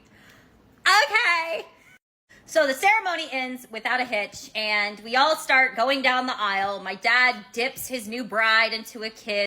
It was gross. And all of us, the groomsmen and the bridesmaids, start walking back down the aisle. And I guess my dad didn't think I was serious when me, as a 32-year-old woman with my 25-year-old brother, said that we were going to be skipping down the aisle because fuck this shit. And that is exactly what we did. I mean, I think it ended up being a good picture, but... So I don't know if I've explained this yet, but half of my family is Mormon. Long story short, my uncle converted to Mormonism so he could marry my aunt. And the Mormons are all about weddings and commitment and ceremony, at least from what I've seen growing up with some Mormons in my family. And I was very surprised to not see all of them there. Because normally when there's a wedding in my family, all of them show up, all 50, 60 of them. Because they had 7 kids, and now all of their 7 kids are having 7 kids, and it's just every time I go home, there's like 5 new ones. I can't keep track of them. But no, it was just my dad's siblings at the wedding. I don't know if it was for like religious reasons or if my dad just didn't invite them, but it was the first time I had not seen the whole Mormon horde at a wedding. Either way, once again, this is a relationship based off of infidelity, so it wouldn't surprise me if they just didn't show up. Good on them. Keep those values. Let's normalize divorce before cheating. The reception is in the next part. I'm breaking out, and I'm pretty sure by the time I'm done, the purple that turned blue is just going to be completely gone. I'm kidding. Blue never leaves your hair. That's why I wanted purple. Part 9 of my dad's wedding. So after the ceremony was over, basically husband, 25 GF, and 22 PT went straight up to the bar. All 3 of them collectively, their goal was to make my dad's wallet hurt. Like I said previously, my dad is relatively wealthy. Technically, the wine was free, but they wanted to drink so much that the wine started not to be free, basically. I stayed down at the venue because we were still taking pictures, and I'm still a bridesmaid, so I'm still trying to be a good sport. While we're waiting for the photographer to get ready, I went up to Dad's siblings. One of the ones I thought was safe turned out not to be safe, I guess I could say. Because I went up to her first. Now, backtracking a little bit, in January, my grandma, my dad's mom, died. I ended up going to the funeral for support for my mom. I have a whole TikTok on that. I haven't changed my Facebook status to say, hey, I'm married, because I don't care that much. But I did announce when I got engaged. Hi. So at the funeral, they were like, hey, when's the wedding gonna be? When's the wedding gonna be? Because like I said, half my family is Mormon. They love weddings. And I told them at the funeral, well, technically we're already married. We just haven't had a ceremony yet. And apparently, when I told her that information, it went in one ear and out the other. Because she asked me the exact same question at Dad's wedding. So when I went up to her, I was like, hey, nice to see y'all. I'm lying. Did you see the people sitting behind y'all? That was our partners. That was all our partners, including my husband. I want to introduce you to him later. And she goes, what do you mean husband? You haven't gotten married yet. No, I'm married. I told you that at the funeral. I know it was a funeral, but no, I'm married. Like I said last time, still haven't had a ceremony because life is expensive. I added on, I don't know if we'll have a ceremony because I don't care. I hate weddings, obviously. And she literally basically turns around and stops talking to me. And I'm like, what? Like she was basically rude to me for the rest of the night. Sorry, bitch, it's not my fault you weren't listening when I told you, yes, I'm already married.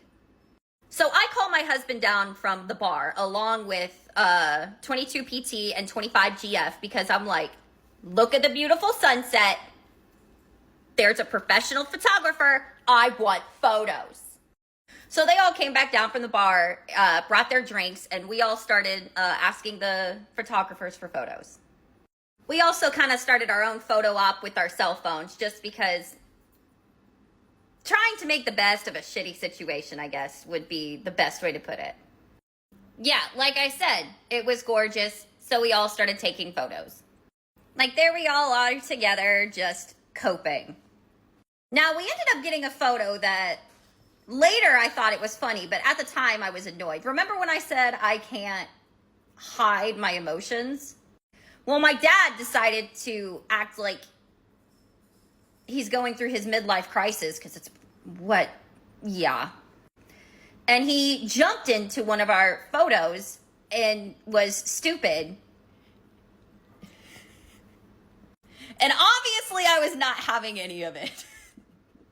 After we get the photos of the sunset, 25 GF, 22 PT, and husband go back up to the bar with my dad's siblings. Me and my siblings stay behind and take more photos. Ugh. All of us being good sports about it. Okay, it's your wedding day. Let's just get these photos over with.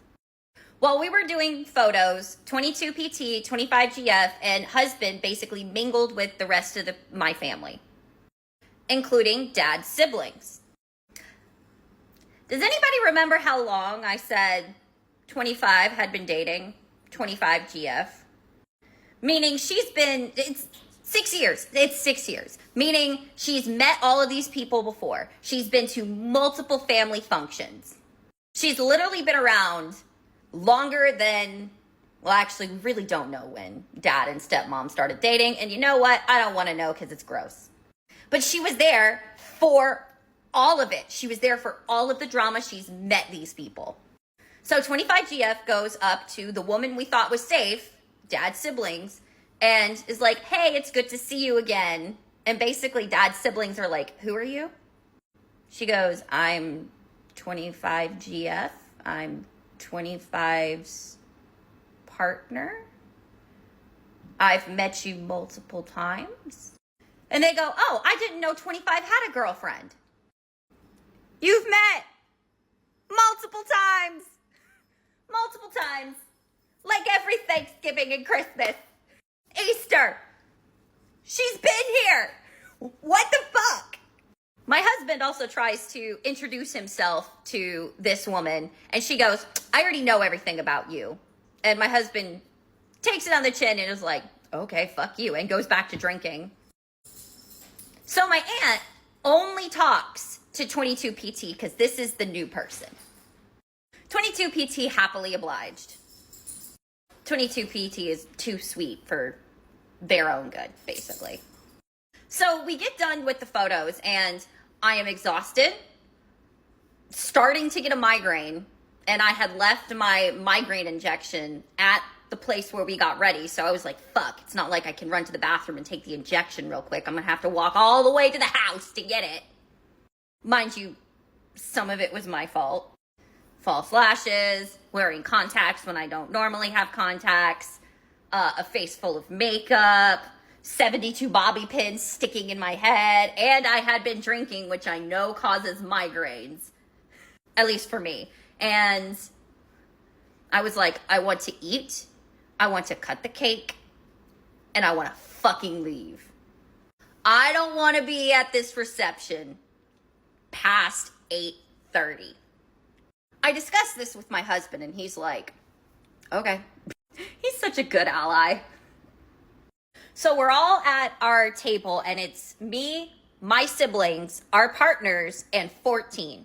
This was like my second interaction with 14, which was fine. We just, hey, I'm your stepsister now. Just know if you need me, I'm going to be there. I know my father. So we get to our table, and the first thing that they give us are these little packets with cookies inside them. Now, me being dumb, I thought the cookie shape was like a wedding bell.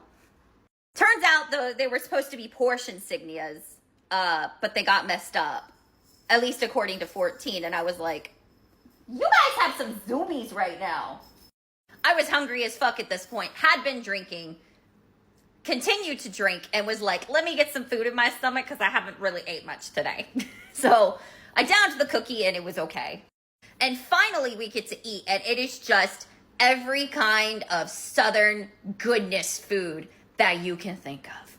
There was fried chicken, there was fried okra, there was biscuits. Oh, it was delicious. Like, I'm giving this wedding shit, but the actual wedding venue, did a great job. We eat, and my husband still asks me, so how do you want to exit? Do you want to do Irish goodbye, or do you want to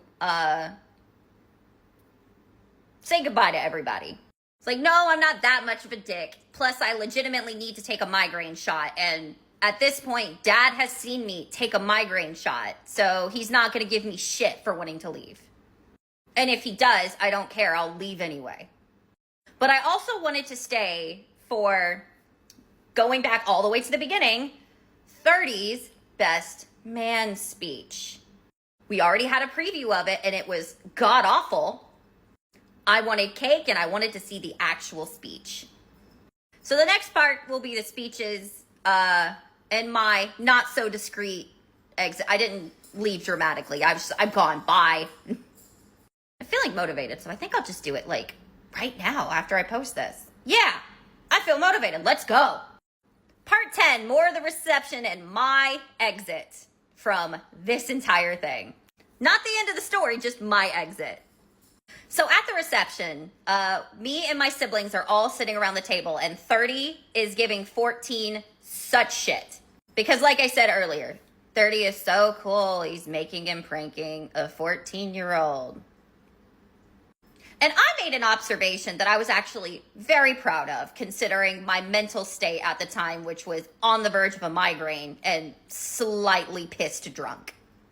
Which was, hey, 30, how's it feel that even though we have a new sibling, you're still going to be the smallest? Now, this is a thing that I have told 30 his entire life. 30 gave 25 and 22 such shit when they were younger, when they were smaller than him. But here's the thing, 25 and 22 have always been big kids. They've always been tall, and they've always been built. 30 has not. One of the things we had to worry about growing up was whether 30 was getting enough nutrients because he was so skinny and so little.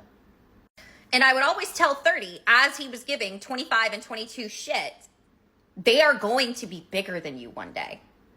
You might want to settle down. Of course, don't listen to me.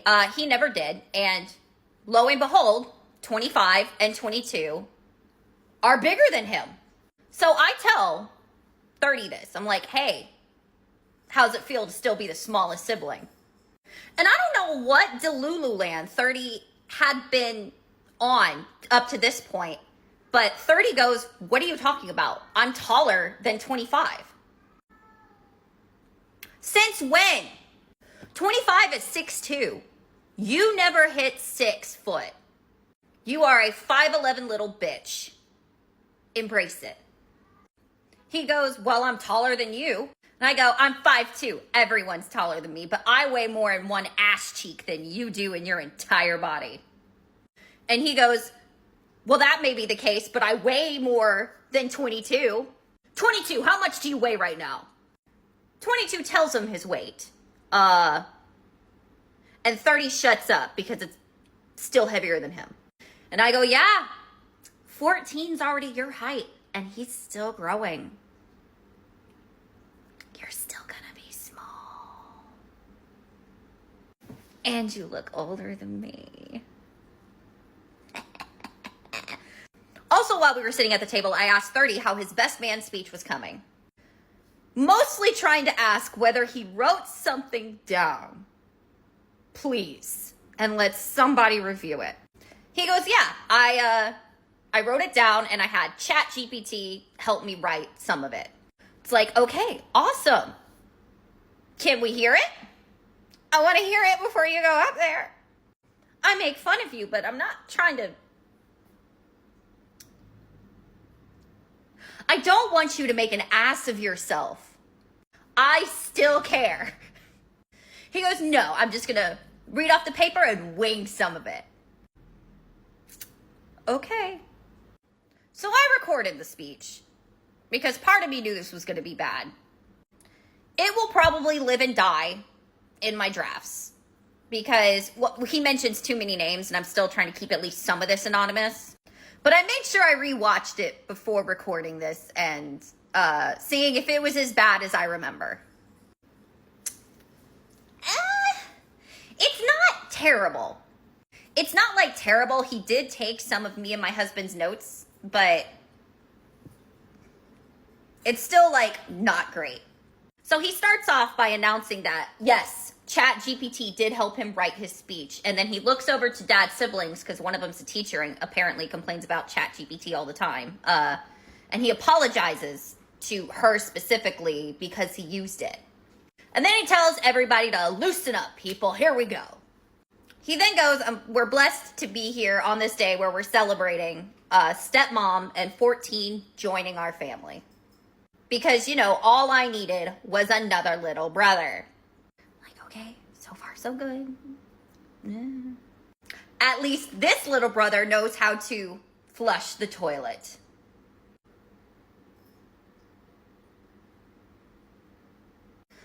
In front of everyone. Okay, all right.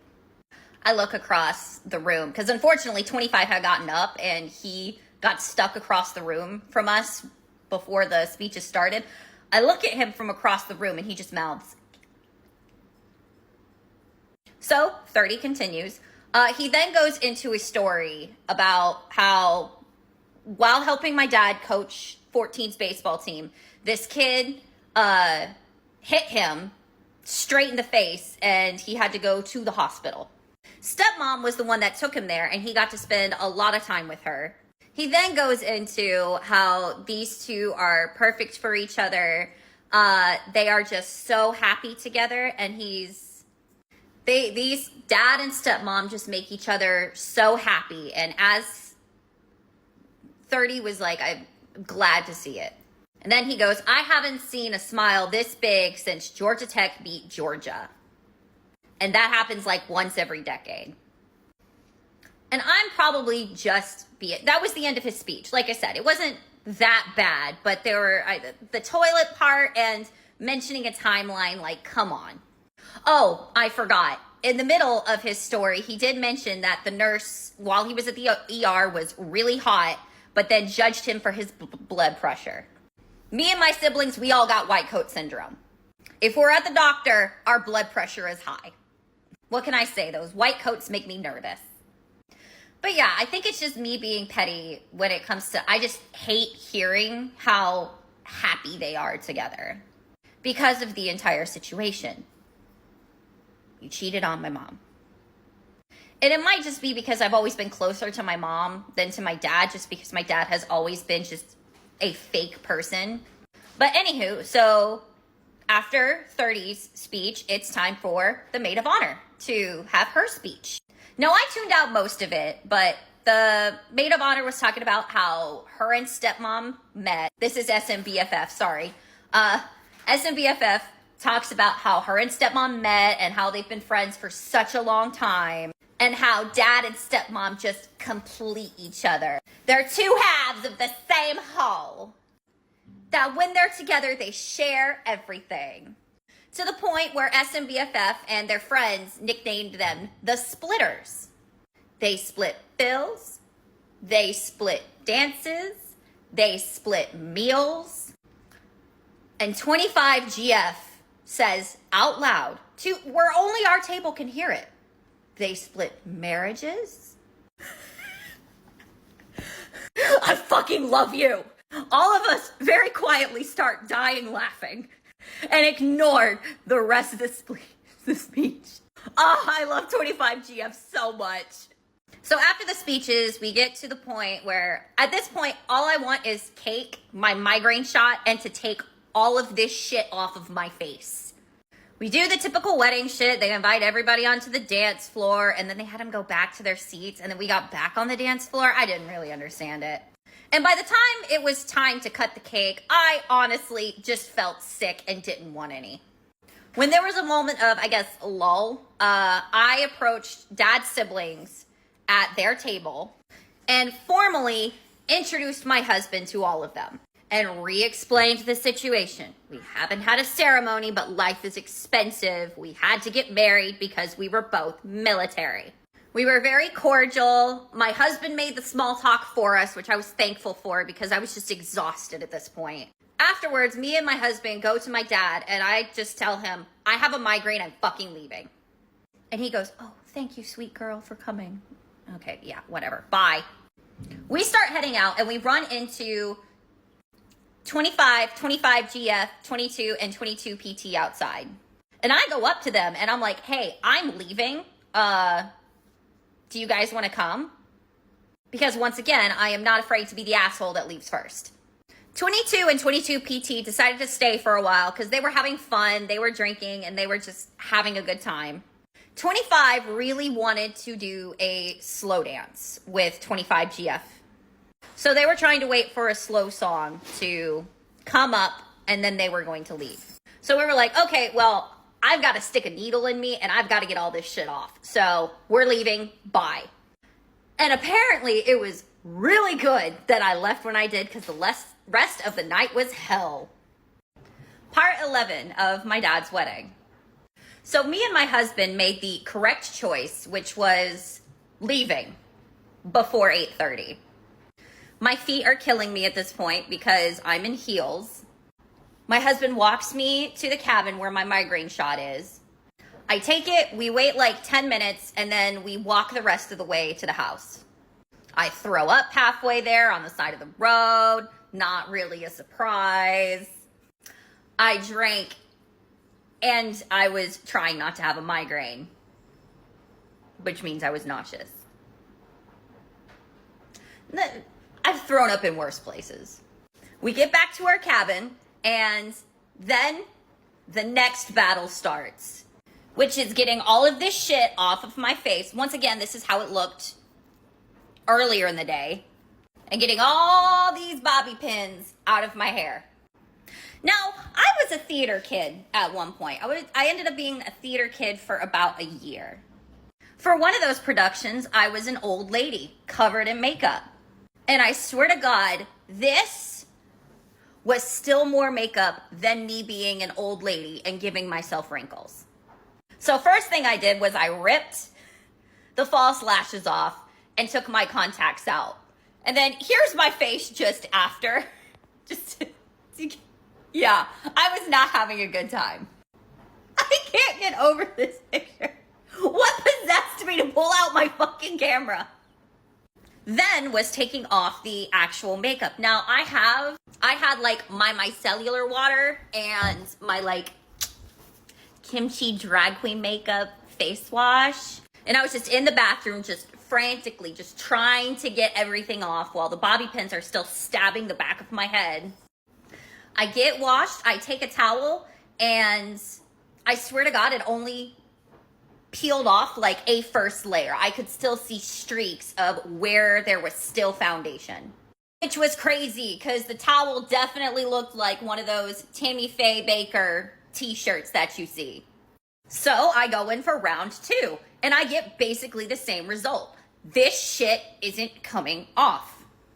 Which was when I remembered a segment from, I think it was with Trixie Mattel and Katya, where Katya's talking about she just takes Dawn dish soap, puts it on a rag and like scrubs it all over her face.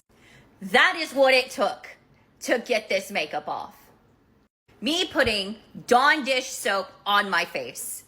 I was very upset at this point because taking off your makeup should take at most 5 minutes. And at this point, it had been like 15. So it's time to start digging bobby pins out of my head. And between the alcohol, the side effects of a migraine shot, and me just crying from just getting everything off, I had to have my husband come in and help me. Like, I could not, for the life of me, get all of these bobby pins out of my head. Actually, you know what? I had my little container with me, and I can show you how many bobby pins there were in my head. I've used like 8 of them for work, and my cats have stolen some, but there's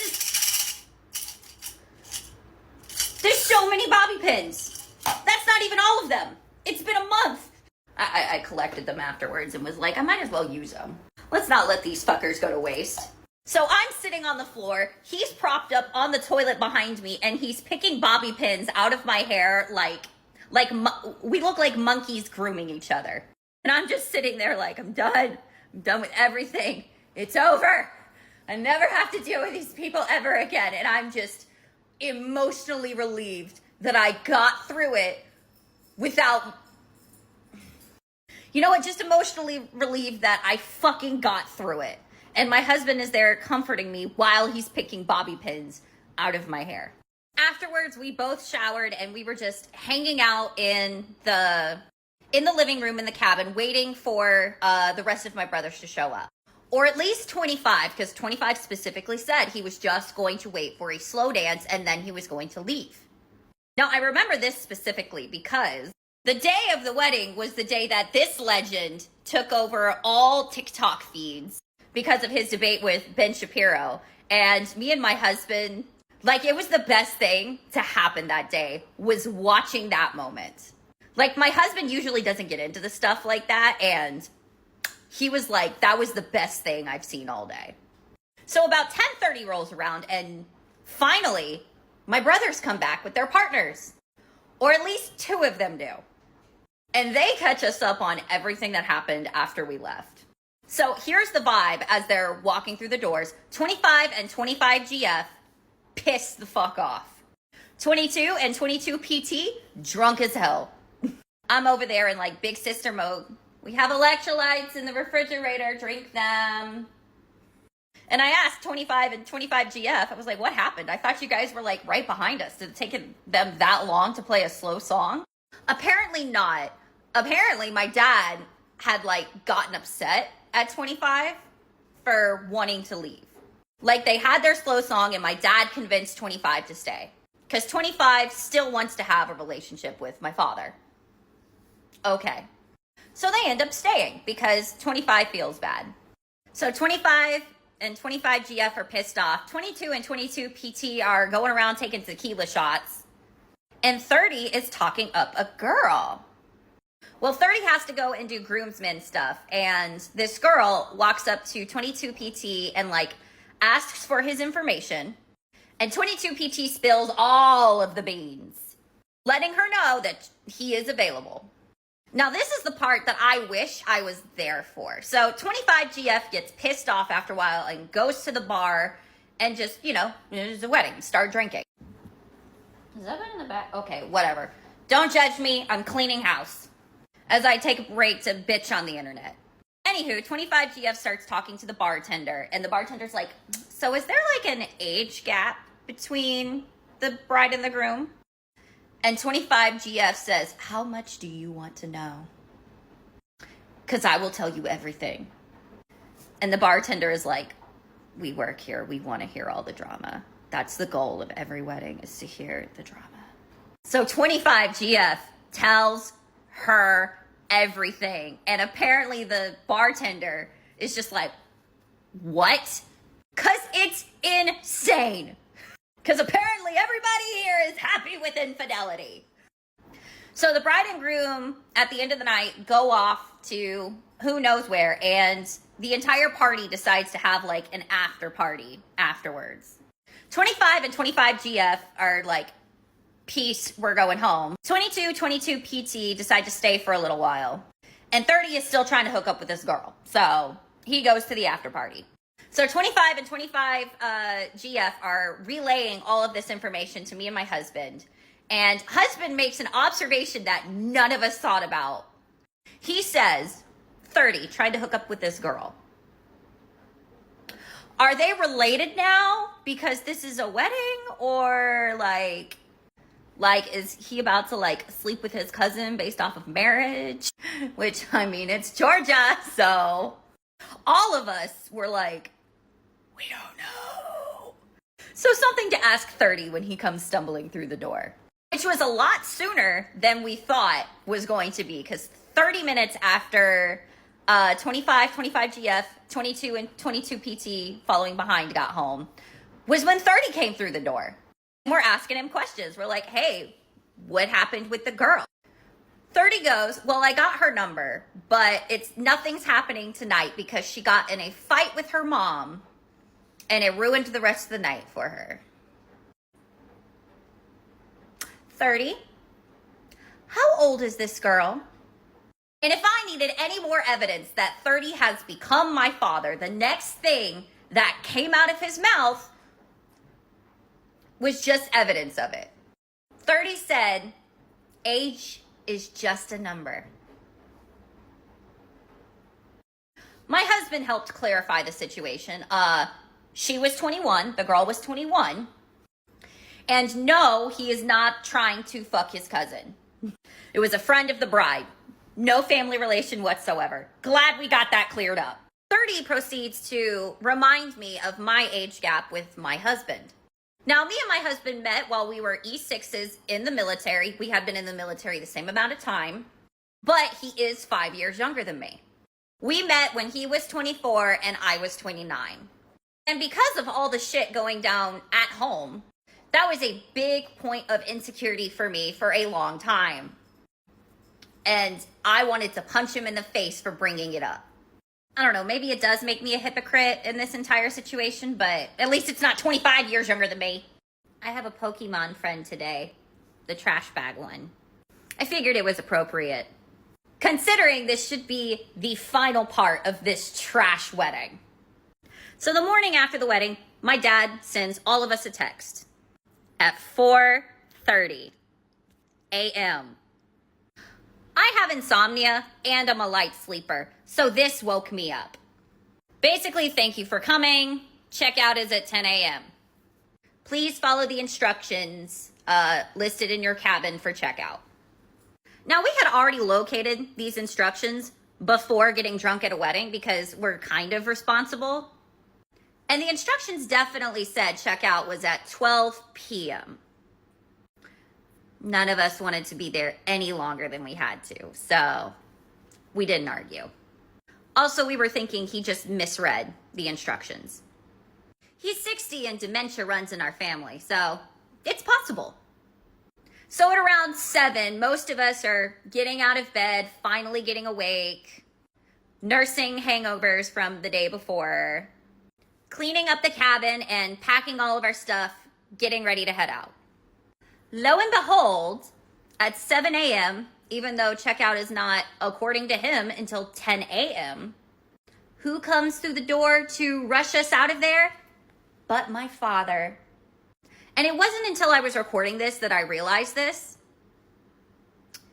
We had done what he needed us to do. We all played our part. Now it was time for him to go live his life with his new family. Now, while we're getting ready to leave and packing up quickly, because now my dad is in the cabin rushing us, I grab my handful of don't be crazy medication, go to the sink, and then just turn on the sink and take some water from the faucet to swallow with the pills. And my dad goes, oh yeah, stepmom gets mad at me for doing that all the time with my pills. Now, I had promised myself I was going to be nice during the wedding. Wedding's over. So I just walk past him like he didn't say anything and continue getting all of our stuff in the car so we can fucking leave. After we clean up and lock up the cabin, we're all standing outside. It's about 7:30 at this point. And my dad is like, hey, do y'all want to come over for breakfast? You know, before you head out on the road. Have some coffee, have some pancakes. Now, everybody else was like, nah, we want to hit the road. Me and husband were like, we could eat. Because SMM is great at cooking and I'm down to stay for more of her cooking. And I legitimately enjoyed some of the people that I had met, so this would be our chance to say goodbye to them since we just left the wedding the day before. So my brothers leave, same thing with their partners, and me and husband head to my dad's cabin where there apparently is supposed to be breakfast. There was not. So it turns out, at the cabin, there were only 3 people awake. Dad, stepmom, and SMBFF. As we're walking up to the cabin, I'm like, hi, SMBFF. Did you guys have fun last night? Sorry, we had to leave. I wasn't feeling well. Technically true, but I also just didn't want to be there anymore. So me and husband walk up to SMBFF and we're like, hey, how was the rest of the reception? And she goes, what are you talking about? We're still on the reception. I got maybe 2 hours of sleep. We were up drinking tequila until 5 a.m. That explains the 4:30 text. And then she goes, you should have partied with us. And I'm like, I didn't even party like that when I was 21. Y'all have fun. So we go in, and what my dad meant by breakfast was take a quick coffee for the road and heat up some of SMM's pancakes and take them with you. Looking back on it now, rushing us out. Well, I'm definitely taking the pancakes because SMM made them, but you don't even have to heat them up. We'll just eat them out of the bag. Okay, bye. Oh, I love you, sweetie. Thank you for coming, my dad says. And I'm like, yeah, sure, whatever.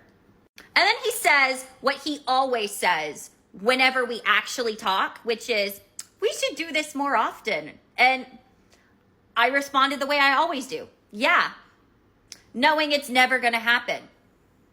So we say our goodbyes to my dad, and in walks stepmom. And she's wearing a green crew neck sweater with our last name just huge across her chest. Can you be any tackier? So me and husband say bye to her and run out the door and leave. And that's it.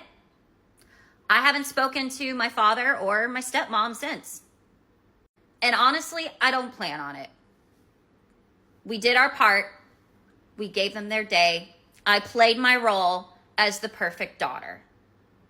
I wish there was like a final confrontation that would make like more closure, I guess, but it just isn't worth it. This man terrified me for most of my life. He would constantly compare me to other people, constantly criticize my weight, blow up at the smallest things, and start screaming and throwing shit. My mom is guilty of this too, but my dad also uses his finances as a form of control.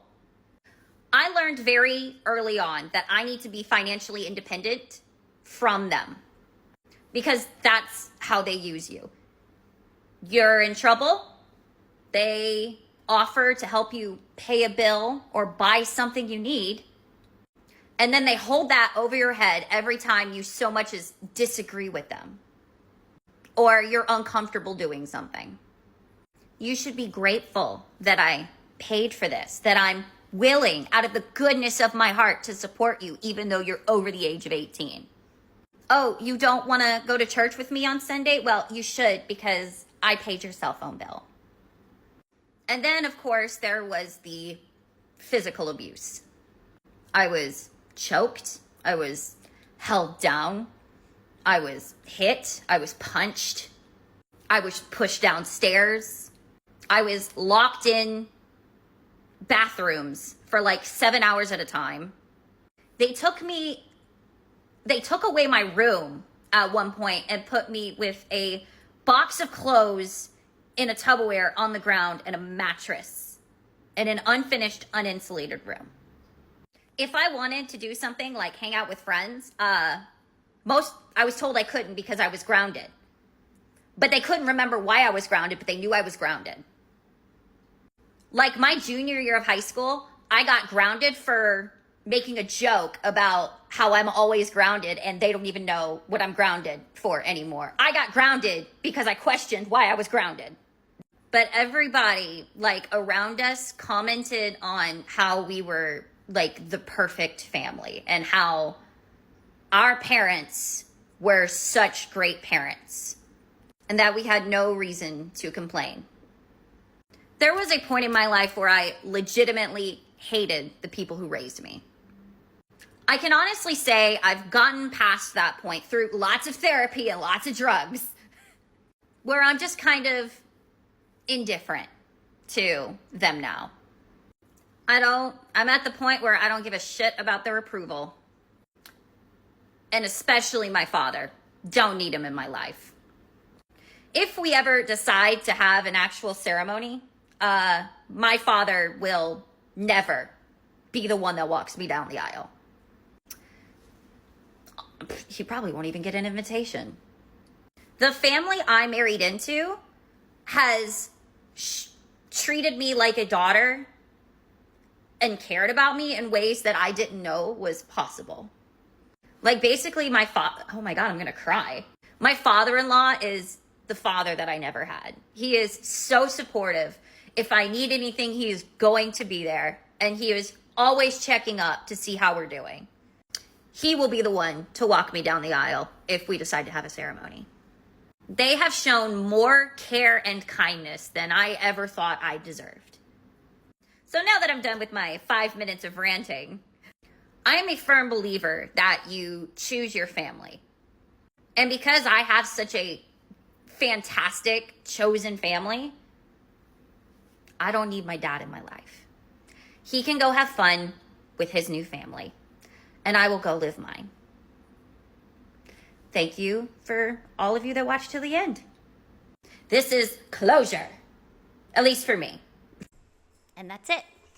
I wish it was more climactic. I haven't really talked to my parents since this whole fiasco happened, but I'm just, at this point, I did it. That is done. I am moving on with my life, and I'm very happy because of it. So, thank you if you made it to the end. Maybe I'll upload another video. I don't know. I'm lazy.